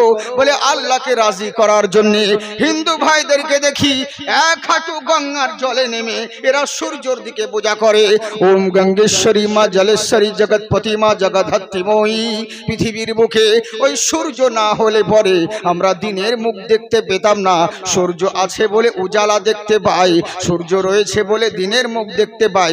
এই বলে সূর্যর পূজা করে। বলে কেন পূজা করছো? বলে সূর্যকে বানানেওয়ালা মহান আল্লাহ, তাকে রাজি করার জন্যে। যেই দিকেই যাই গির্জায় যারা যাই ওদের জিজ্ঞাসা করলে ওরা বলবে মাওলানা আমরা গির্জায় যাচ্ছি আল্লাহকে রাজি করার জন্যে। যারা চার্চে যায় ওদের জিজ্ঞাসা করলে বললে মাওলানা আমরা চার্চে যাচ্ছি শুধুমাত্র আল্লাহকে পাওয়ার জন্যে। দুর্গা পুজো, কালী পুজো, জগদ্ধাত্রী পুজো, যত পুজো করুক না কেন জিজ্ঞেস করলে বলে মাওলানা এগুলো করছি আল্লাহর ভালোবাসা পাওয়ার জন্যে। তামাম জনা তামাম রকম নানান রকম কাজ বেছে নিয়েছে, সবারই একটাই উদ্দেশ্য মহান স্রষ্টার ভালোবাসার জন্যে। কিন্তু স্রষ্টার ভালোবাসা একতরফা হলে হবে না। তুমি যে দিন রাত আল্লাহকে ভালোবাসো, কিন্তু বিনিময়ে আল্লাহ তো তোমাকে ভালোবাসা দরকার। কিন্তু একটা কথা বলো, একবার কি জিজ্ঞেস করেছো রব্বুল আলামিন ইয়া আকরামাল আকরামিন মাবুদ তুমি বলো তোমার ভালোবাসা পাওয়ার জন্য কি করতে হবে?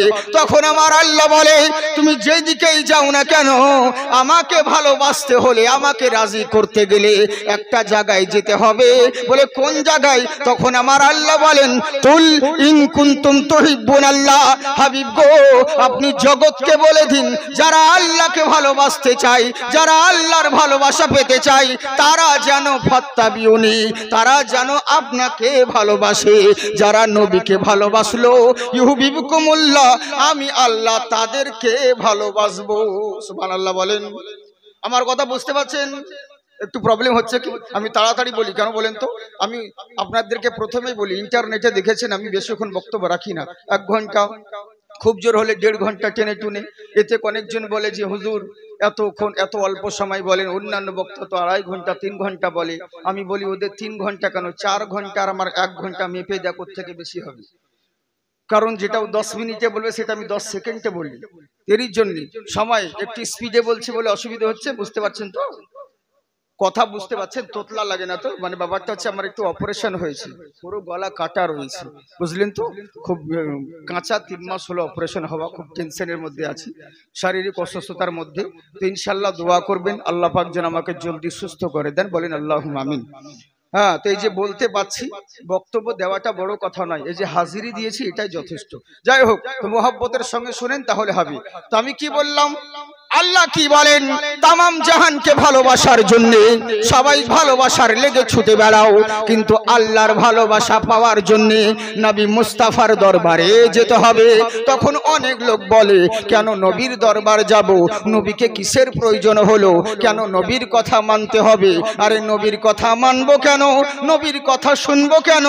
নবীর যদি প্রয়োজন হয়, আল্লাহকে ভালোবাসার দরকার নাই, বলে কি করতে হবে? বলে শুনে রাখো, কেবলমাত্র আমরা আল্লাহর উপাসনা করতে চাই, মহান আল্লাহকে হাকিম মানতে চাই, তাহলে তো নবীর প্রয়োজন হবে না। বললে না না না, এটাও আল্লাহ কোরআনে বলেন, ইউহাক্কিমুনাকা, যারা আল্লাহকে হাকিম মানতে চাও তারা আগে জানো নবীকে হাকিম মানো, তাহলে আল্লাহকে হাকিম মানা হবে। অনেক মানুষ আছে এরা বলছে নবীর ভালোবাসা, আল্লাহকে ভালোবাসতে গেলে নবীর দরকার হয়, আল্লাহকে হাকিম মানতে গেলে নবীর দরকার হয়, তাহলে আল্লাহকে ভালোবাসবো না। কেননা যেহেতু নবী লাগবে, যে দরকার নেই, আল্লাহকে হাকিমও মানবো না, শুধুমাত্র কেবলমাত্র আল্লাহর ইতায়াত আমরা করতে চাই। আমার আল্লাহ বলেন সেটাও সম্ভব নয়। কুল আতিউল্লাহ ওয়া আতিউর রাসূল, যারা আল্লাহর ইতায়াত করতে চাও আগে রাসূলের ইতায়াত করো, মহান আল্লাহর ইতায়াত করা হবে। তাই আমার আল্লাহ বলে, জগৎবাসী শোনো, যারা আমার ভালোবাসা পেতে চাই তারা ফাত্তাবিউনি, নবীকে ভালোবাসো, আর যারা নবীকে ভালোবাসলো ইউহিব্বুকুমুল্লাহ, আমি আল্লাহ তোমাদেরকে ভালোবাসবো আর ভালোবেসে ছেড়ে দিব না। ইয়াগফির লাকুম যুনুবাকুম ফাল্লাহু গফুরুর রহিম, তোমাদের গুনাহ সমূহগুলোকে আমি আল্লাহ মাফ করে দিব। সুবহানাল্লাহ বলেন। চাঁদা কালেকশন করার মতন সুবহানাল্লাহ কালেকশন করতে হচ্ছে। ওই বলবো তারপরে বলবেন নবীর মোহাব্বতে একবার সুবহানাল্লাহ বলে 80 জি করে নেকি পাবেন, বুঝলেন? ওই জোর জবরদস্তি সুবহানাল্লাহ কালেকশন করতে হবে, বলেন গো বলেন গো এই বলতে হবে, এরকম নয়। সোনামুখী বাপজিরা, আমার কথা তাহলে অসুবিধা হয় না আপনাদের বুঝতে, তাই তো? হ্যাঁ, জি জি জি। হ্যাঁ, ড্রেসের দিকে ফেসের দিকে লক্ষ্য করেন না, কথার দিকে লক্ষ্য করুন। হ্যাঁ, কথা কি বলছি, আজকাল আমাদের পেহচান লেবাস দেখে পরিচয় পাওয়া যায় না। লেবাস তো হচ্ছে বহুরূপী মাল, আমি তো যেখানে খুশি যেখানে যেমন তেমন ড্রেস পরতে পারি, বুঝলেন? কোথাও পাগড়ি পরি, কোথাও টুপি পরি, কোথায় পরি, তো ড্রেসটা আসল ফ্যাক্ট নয়, ড্রেসটা আসল মজু নয়। মেন হচ্ছে তোমার কথা কোন জিনিস। যদি কোরআন হাদিসের কথা বলো, আল্লাহ রসুলের শরীয়ত মোতাবিক কথা বলো, তাহলে তুমি যেই হও না কেন তোমাকে বুকে জড়িয়ে ধরে নিব। আর যদি শরীয়তের বিরুদ্ধে কথা বলো, আল্লাহ রসুলের নাফরমানি বিয়াদবিমূলক কথা বলো, তুমি যত বড়ই মুফতি আর যত বড় আলিম হোক, পায়ের তলে লাট রাখবো, লাত মারার যোগ্য তোমাকে মনে করবো না, বুঝলেন? তো এই হচ্ছে ব্যাপার। তো মন দিয়ে শুনুন, ইনশাল্লাহ আল্লাহ আল্লাহ রসুলের কথা বলবো। আগে আপনাদেরকে জিজ্ঞাসা করে নি, রসুলের কথা বললে, নবীর কথা বললে আপনাদের রাগ হবে না তো? হ্যাঁ হ্যাঁ, মানে জিজ্ঞেস করে নেওয়া ভালো, কারণ তাছাড়া কি বলবো বলুন? অনেক মানুষ বিভিন্ন রকম মাযহাব রয়েছে, তো খুব টেনশন বটে, কোন দিকে যাব বলেন তো, খুব প্রবলেম। তো যাকগে, নবীর কথা শুনলে তো আমাদেরকে খুশি হবে, আনন্দ লাগবে, এতে তো দুঃখ করার কথা নাই, কারণ নবীর কারণেই তো নামাজ রোজা হজ যাকাত সবকিছু পেয়েছি। আল্লাহ যে ইয়া ওয়াহদাহু লা শারীক, এটাও তো নবীর কারণেই জেনেছি, বুঝলেন? অতএব নবীর প্রয়োজন হবেই, নবীর দরকার হবেই। এরই জন্য বলছি, আমি আল্লাহর কোরআন থেকে তেলাওয়াত করেছি, ওয়ালা তাহিনু ওয়ালা তাহজানু ওয়া আনতুমুল আ'লাউন ইন কুনতুম মুমিনিন, তোমরাই হবে জয়ী, তোমাদের হবে উচ্চ শির, তোমরাই হবে বিশ্বজয়ী, তোমাদের সম্মানের উচ্চ শিখরে তোমরাই থাকবে, কিন্তু শর্ত হলো একটা, ইন কুনতুম মুমিনিন, তোমাদেরকে মুমিন হতে হবে, বুঝলেন? এবার মুমিন হতে হবে, তাহলে মুমিন হতে গেলে কি করতে হবে আমরা তো সবাই জানি, ভালো করে বুঝবেন সোনামুখী আমার কথা, উল্টো পাল্টা বুঝবেন না। মানুষ বেশিরভাগ জালসা শুনতে গিয়ে ভুল বুঝে নেয়, আর ভুল বুঝে নিয়ে তখন উল্টো পাল্টা গন্ডগোল হয়ে যায়, বুঝেছেন? আপনাদের চাইতে মেয়েরা বেশি ভুল বুঝে, মেয়েরা নাই মনে হয় আজকে জালসায়, আজকে মহিলারা নেই নাকি? আচ্ছা, কোথায় আছে? পর্দায় না? হ্যাঁ পর্দা, সালা জালসা তলায় পর্দা, গোটা রাস্তা উদাম হয়ে বেড়াবে, আর মৌলবীর সামনে জালসা তলাতে পর্দা রয়েছে। হ্যাঁ, একে পর্দা বলে না, জর্দা বলে পর্দার নামে, রাস্তার ধারে উদাম হয়ে দাঁড়িয়ে বেড়াচ্ছে, মৌলানা ঢুকছে, মৌলানা গাড়ি ঢুকছে, তাও খেয়াল নাই। যখন ধাক্কা দিতাম হুজুর মৌলভি এমনি করছে, কেন তোর হুঁশ নেই? আবার ওই তখন সাইডে বলছে মৌলানা কেমন লোক, আগে যাচ্ছে তো একটু গলার শব্দ করে না, কিছু বলেও না। কেন মৌলানা কি অ্যাসিস্ট্যান্ট নিয়ে ঘুরবে নাকি মাইকে বলে বেড়াবে? মা বোন এখন হুজুর বেরোচ্ছে, যারা উদাম হয়ে আছে থাকো। কেন তোর হুঁশ নেই? আমরা কি তোর ভাসুর হই না শ্বশুর হই যে আমাদেরকে দেখে তোকে বি করতে হবে আর দেশের লোকের সামনে উদাম থাকতে হবে? তা তো নয়। আমি হক কথা বলি বাবজি, হক কথা টক লাগে, কিন্তু যেদিন ধাক্কা খাবেন সেই দিন পাক্কা হবেন। গুদা বাংলায় বলে ঠুকুন খেলেই চিকন হবে, বুঝেছেন? এই হচ্ছে ব্যাপার। তো যাকে ভুল বুঝবেন না, একটু মনোযোগ সহকারে শুনুন। হাত উঠিয়ে বলেন আল্লাহু আকবার।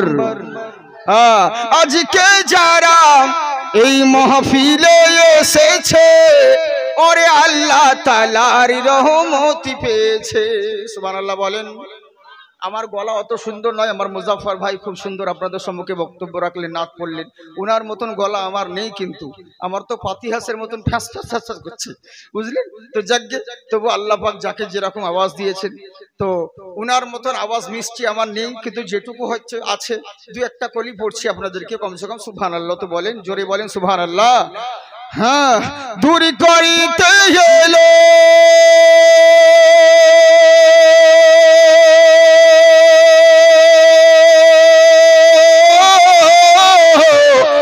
করিতে এলো এ তিন দুঃখীর জ্বালা, এলো মক্কায় মোদের নবী কামলিওয়ালা। একবার মুহাব্বতে সবাই বলেন সুবহানাল্লাহ, বাড়বে তোমার ওই সম্মান, পড়ো সাল্লু আলাইহি সালাম, বলো সাল্লু আলাইহি সালাম। বাতাসের টানে টানে কোকিলের গানে গানে মাসে শুধু নবীর নাম, পড়ো সাল্লু আলাইহি সালাম, বলো সাল্লু আলাইহি সালাম। তাই আমার আল্লাহ রাব্বুল আলামিন বলে, বান্দা শোনো, তোমরাই হবে জয়ী, তোমাদের হবে উচ্চশির। শর্ত হলো একটা, তোমাদেরকে মুমিন হতে হবে। এমন একটা দিন ছিল, যদি তোমরা মুমিন হয়ে যাও, যেই দোয়া করবে আল্লাহ সেটাই কবুল করবে। এমন একটা দিন ছিল, মুসলমান মুমিন যেই রাস্তা দিয়ে হেঁটে যেত, সেই রাস্তার দিকে মানুষের দিকে নজর করলে পরে সেই দিকে জয়লাভ করে নিত, মানুষের মন জয় করে নিত। মুসলমান যেই দিকে নজর করত সেই এলাকাকে জয়লাভ করে নিতেন। কোনো হাতিয়ারের প্রয়োজন ছিল না, কোনো ম্যাজিস্ট্রেটের প্রয়োজন ছিল না। কিন্তু চিন্তা করুন, এমন একটা দিন ছিল, মুসলমান যেই দিকে যেত সেই দিকেই সম্মানের উচ্চ শিখরে থাকতো। এখন এমন একটা দিন চলে এসেছে, যেই দিকেই মুসলিম যাচ্ছে সেই দিকেই লাঞ্ছিত আর পদদলিত অপমানিত হচ্ছে। এর জন্য বোঝা গেল, এর জন্য দায়ী অন্য কোনো মোল্লা নয়, এর জন্য দায়ী কেবলমাত্র আমরা। তাই আমরা নয় বাবজি, আমরাই দায়ী। মুসলমানের ওপর দিক বিদিক যেদিকেই যাচ্ছি শুধু অত্যাচার আর জুলুম নির্যাতন চলছে। তখন এবার লোকে বলছে, কি করব হুজুর, আল্লাহ কি করেছে? না না না, এই যত মুসিবত বালা আসছে এর জন্য কেবলমাত্র তোমরা দায়ী রয়েছো। বলে কেমন করে? আপনাদের এই মাকালগাছা গ্রামের ওই সামনে দেখলাম, ওই জায়গা হয়তো রাস্তার ধারে কিছু দূর যেতে গিয়ে ধরুন একটা বড় জামের গাছ আছে।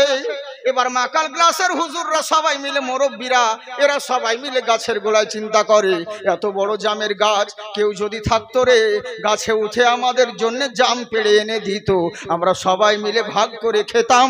মনে মনে চিন্তা করছে। এখনো সময় ইমাম সাহেব চলে এসে বলছে, আমি হলাম মুফতি সাহেব, ইমাম সাহেব, আমাকে গাছে উঠান, আমি আপনাদের জন্য জাম পেড়ে এনে বেটে সবাই মিলে খাবো। তখন সাইড থেকে ফতোয়া দিয়ে দিল, মৌলবীর গাছে উঠা জায়েজ নয়। বুঝলেন? এই মৌলানা বলছে আমাকে বলো, আমি গাছে উঠাও, আমি তোমাদের জন্য জাম পেড়ে এনে খাবো। তো এই সাইড থেকে ফতোয়া দিয়ে দিল, মৌলবীর তো গাছে উঠা জায়েজ নয়। বলে ঠিক আছে, মৌলবী চলে গেল। আর একজন হুমড়া চুমড়া মানুষ বলছে, আমি মেম্বার, আমি সমাজের সেবা করি, আমি নেতা মানুষ, আমাকে গাছে উঠাও, আমি তোমাদের জন্য জাম পেড়ে এনে বেটে সবাই মিলে খাবো। বলে বাবা তুমি হলো যোগ্য মানুষ, চলো। সবাই মিলে ছেড়ে ছুড়ে গাছে উঠিয়ে দিল। বুঝলেন? গাছে উঠিয়ে দিল। এবার নিচে এরা ওন্না বিছিয়ে বসে আছে, জাম পড়বে আর খাবো। কিন্তু কথা ছিল জাম পড়ার, কিন্তু এবার দেখছে শুধু জাম নয়, শুধু আঁঠি পড়তে আছে। উপর দিকে তাকিয়ে দেখছে ও একাই জামগুলো খাচ্ছে আর আঁঠিগুলোকে নিচের দিকে ফেলছে। তখন বলছে কি হলো রে, এরকম তো কথা ছিল না, কথা ছিল জাম পেড়ে এনে আমাদেরকে সবাই মিলে ভাগ করে খাবো, এনে দিবে। এখন দেখছি ও জামগুলো খেয়ে নিচ্ছে, আমাদের বেলায় শুধু আঁঠি ফেলছে। তখন এবার দোয়া করছে, আল্লাহকে গাছ থেকে নামিয়ে দাও, আল্লাহ গাছ থেকে ফেলে দাও। কেন বে, তোরাই তো উঠালি, তোরাই তো ছেড়ে উঠালি, মৌলবীকে ফতোয়া দিয়ে তাড়িয়ে দিলি মৌলবীর গাছে উঠা জায়েজ নয় বলে, তোরা এখন মেম্বারকে উঠালি, এখন কেন বলছিস আল্লাহ গাছ থেকে নামিয়ে দাও? এবার বুঝ ঠেলা, যত বিপদ বালা মুসিবত মুসলিমদের উপরে আসছে এর জন্য কোন নেতা কোন পার্টি দায়ী নয়, এর জন্য দায়ী কেবলমাত্র আমরা। বুঝতে পারছেন, আমরাই দায়ী। হ্যাঁ, এরই লেগে বলছি, মন দিয়ে শুনবেন, খুব সুন্দর কথা বলছি। তাহলে কি হলো, উল্টো হয়ে গেল যে কোরআন বলছেন তোমরাই হবে জয়ী, তোমাদের হবে উচ্চশির, কিন্তু আমরা তো যেই দিকে যাচ্ছি জয় লাভ করতে পারি না। তার মানে বোঝা গেল আল্লাহর রাসূল যেই মুমিন মুসলমানের কথা বলেছেন আমরা এখনো পর্যন্ত সেই মুমিন মুসলিম হতে পারিনি। নামাজি হয়েছো, রোজাদার হয়েছো, হাজী সাহেব হয়েছো, কিন্তু প্রকৃত মুসলমান হতে পারো না। বুঝলেন, সব তো হয়ে গেছো ডাক্তার, ব্যারিস্টার, মাস্টার। একবার বিবেককে জিজ্ঞাসা করো সত্যিকারে কি মুসলমান তুমি হয়েছো? যদি মুসলমান হতে এই দুরবস্থা তোমাকে দেখতে হতো না, এই দুরবস্থা তোমার আসতো না। তাহলে বুঝো ঠেলা, এখনো পর্যন্ত পূর্ণ মুসলমান হতে পারো নাই। এবার আল্লাহ কি বলেন আর এক জায়গায়, ইয়া আইয়ুহাল্লাযিনা আমানুত্তাকুল্লাহ, হে ঈমানদারগণ তোমরা কেবলমাত্র ইত্তাকুল্লাহ, শুধু তোমার আল্লাহকে ভয় করো, আর মুখে বলিও না হাক্কা তুকাতিহি, ভয় করার মতন করো, যেমন ভয় করা দরকার। ওয়ালা তামুতুন্না, ততক্ষণ পর্যন্ত মরবে না, ইল্লা ওয়া আনতুম মুসলিমুন, যতক্ষণ পর্যন্ত পূর্ণ মুসলমান না হবে। কেননা যদি মুসলমান হয়ে যাও, ফামান তাবিয়া হুদায়া ফালা খাউফুন আলাইহিম ওয়ালা হুম ইয়াহজানুন, যারা হেদায়েত পেয়ে গেল, যারা ঈমানদার হয়ে গেল, তাদের ভয় নেই জগতে এবং পরজগতে, কারণ আমি আল্লাহ তাদের জিম্মা নিয়ে নেব। যাদের জিম্মা মহান আল্লাহ নেয় তাদের কি কোনো মূল্য ক্ষতি করতে পারে ভাই? কেউ পারে নাই। তার মানে বোঝা গেল আমরা এখনো পর্যন্ত মুসলমান হতে পারি না, এখনো বক্তব্য শুরু করি নাই। বুঝলেন, হেডিং চলছে, কারণ অবস্থা দেখে ব্যবস্থা করতে পারে। বাবারে খুব হজুরে হওয়া আছে তো, দেখে না বাবা, হালকা করে দিন, গরিব মানুষ হতে লাগবে। ঠিক আছে, জি জি জি জি, বেচারা সাদা ভাই আমার খুব মেহনত করছে। হ্যাঁ, যাকগে আল্লাহ পাক নাকি আবাদ রাখুক, কোনো ব্যাপার নেই। সকলকেই এই মাদ্রাসার আলিমগণ রয়েছেন, তলবা ইজাম রয়েছেন, আমার যা বলবেন বলেন। মাদ্রাসার ভেতরে যদি না যেতাম তাহলে বুঝতে পারতাম না। ভাগ্য আমাকে সাদা ভাই নিয়ে গেলেন ওইদিকে, তো ভেতর দিকে দেখলাম সত্যি জান জুড়িয়ে গেল মাদ্রাসা দেখে। এত সুন্দর গো, মানে যে ভাই মাদ্রাসার ছক বা যে সিস্টেম রয়েছে, ওরে পার্কের চাইতে এটা কোনো কম নয়, এত সুন্দর। বুঝলেন তো, যাকে বাথরুম যে কথা আছে আমি তো গুনতে পারলাম না, শুধু শিক্ষক আর ছাত্র ওইটা গুনলাম, লেখা রয়েছে। বুঝলেন, এত সুন্দর জায়গা মাদ্রাসা রয়েছে। আল্লাহর কাছে দোয়া করি আল্লাহ এই মাদ্রাসা শুধু নয়, মাদ্রাসার আলিম এবং তোলাবা সকলকেই যেন তুমি আবাদ রেখো, বলুন আল্লাহুম্মা আমিন। যাকগে মাশাআল্লাহ, শুনুন মন দিয়ে বাবজি শোনা মুখে আমার। তবে একটা কথা আপনাদেরকে বলি, একবার মধ্যে মাঝে জিজ্ঞেস করলে সুবহানাল্লাহ আলহামদুলিল্লাহ বলবেন, নইলে পরে বুঝতে পারবো না। কারণ কেন জানেন, আপনারা ইন্টারনেটে দেখেছেন আমাদের সামনে দর্শকের লক্ষাধিক লোকের ব্যাপার হয়। তো যেই লোক লক্ষাধিক লোকের সামনে কথা বলে, হঠাৎ করে সামনে যদি 1000-2 কথা লোক পড়ে যায়, ইঞ্জিন গরম হতে তো আর 3 ঘন্টা লেগে যায়। বুঝতে পারছেন, আর বাংলাদেশে তো প্রবলেম হয় না, বাংলাদেশের মানুষ তো কোনো কিছু বলতেই হয় না, ও কিছু বলতে যাব তার আগে ঠিক সুবহানাল্লাহ একদম জোরে চিল্লিয়ে উঠছে। হ্যাঁ, তবে ওরকম বলিয়েন না, বাংলাদেশের মধ্যে ওরকম আনাড়ি হয় না, তালকানা, মানে ওরা যা বলবে তাই ঠিক। মানে বক্তা উঠেছে, আপনারা নেটে আমার কথা শুনেছেন, কেউ কেউ বলছে যে এটা জাকির হোসেন চতুর্বেদী, না এটা অন্য কিছু, চতুর্বেদী বটে, আয়ুর্বেদী নয়। বুঝলেন তো, একটাই মাল অরিজিনাল পিস আছে, এর নকল এখনো হয়নি। শারীরিক অসুস্থতার কারণে একটু প্রবলেম হচ্ছে, বুঝতে পারছেন না। হ্যাঁ, আওয়াজ বসে আছে তাই, কিন্তু ওটাই রয়েছি। তো এরই জন্য কিছু কিছু পুরাতন কথা বলছি, যেন বুঝতে পারেন যে হ্যাঁ ওটাই বটে।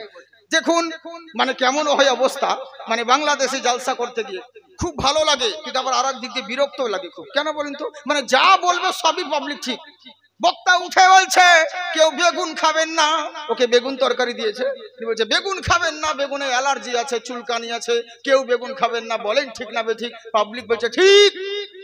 ওর পরে প্রধান বক্তা স্টেজে উঠেছে, উঠে বলছে না বাবা, বেগুন যার মধ্যে আছে অগণিত গুণ, বেগুনের মধ্যে ভিটামিন আছে, উপকার আছে, হাদিসে জায়েজ রয়েছে, সবাই বেগুন খাবেন, বলেন ঠিক না বেঠিক? পাবলিক বলছে ঠিক।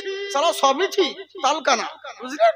মানে জোশে পড়ে হুঁশ খেয়ে দেয়, সুবহান আল্লাহ বলতে গিয়ে তুফান আল্লাহ বেরিয়ে যায়। এই তো হচ্ছে অবস্থা। ওরকম যেন না হয় বাপজি শোনাবো কি আমার মোহাব্বতের সঙ্গে দুই হাত তুলে বলেন আল্লাহু আকবার। নফরত করোগে तुम तो मोहब्बत करेंगे हम, इंसानियत के दम पे हुकूमत करेंगे हम, तुम लोग क्या करोगे हुकूमत करेंगे हम, हुकूमत करेंगे हम, संसद भवन में रोज तिलावत करेंगे हम, संसद भवन में रोज तिलावत करेंगे हम। তাই আমার আল্লাহ পাক বলে বান্দা শোনো, দুনিয়ার বুকে তোমরা সব জায়গায় জয়ী হবে, শুধু শর্ত হলো একটা, তোমাদেরকে মুমিন হতে হবে। মুমিন কাকে বলে? আল্লাহর রাসূলের ফরমাবরদারি যারা করলো, আল্লাহর রাসূলকে যারা মোহাব্বত করলো, তারাই প্রকৃত মুমিন হলো।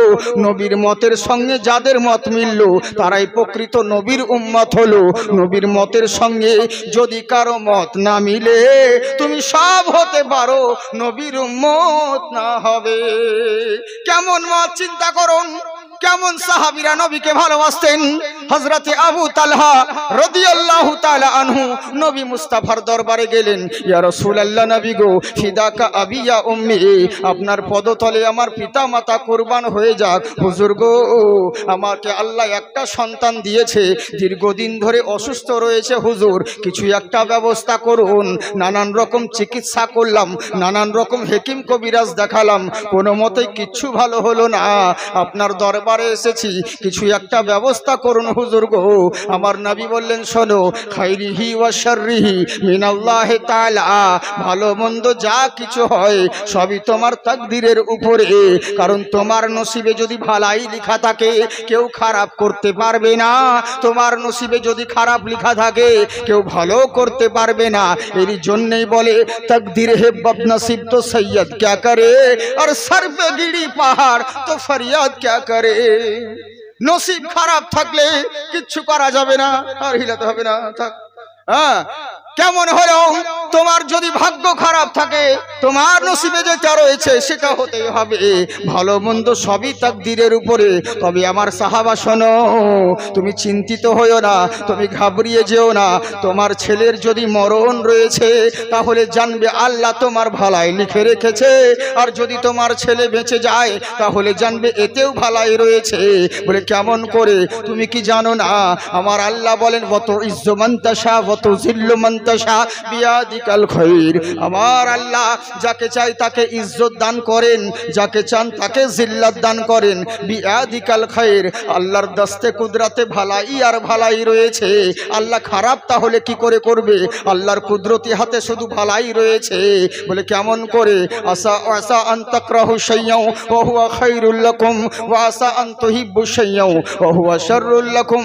জেনে রাখো, এমন কোন জিনিস রয়েছে যেই জিনিসটাকে তুমি মনে করছো এটা আমার ভালাই রয়েছে, কিন্তু না না না, ওটার মধ্যে আল্লাহ নিশ্চয় খারাপ লিখে রেখেছে।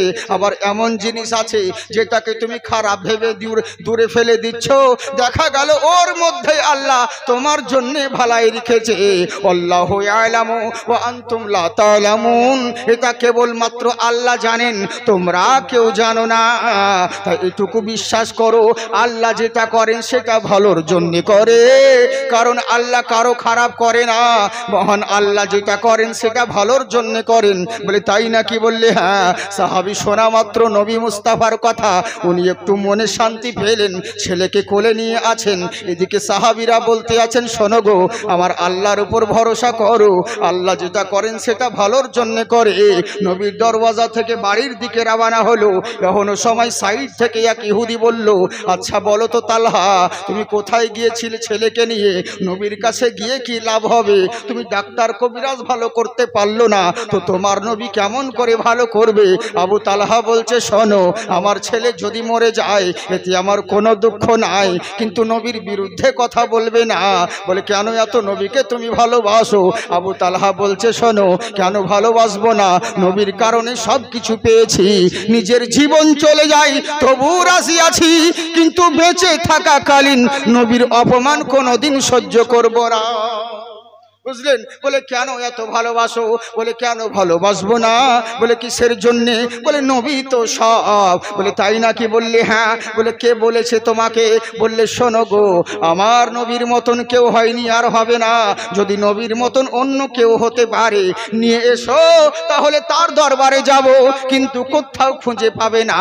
আল্লাহ, আমার আল্লাহ হলেন ওয়াহদাহু লা শারীক। আমার আল্লাহর যেমন কোনো শরীক কেউ নাই, তেমনি আমার নবী হলো সানি নাই।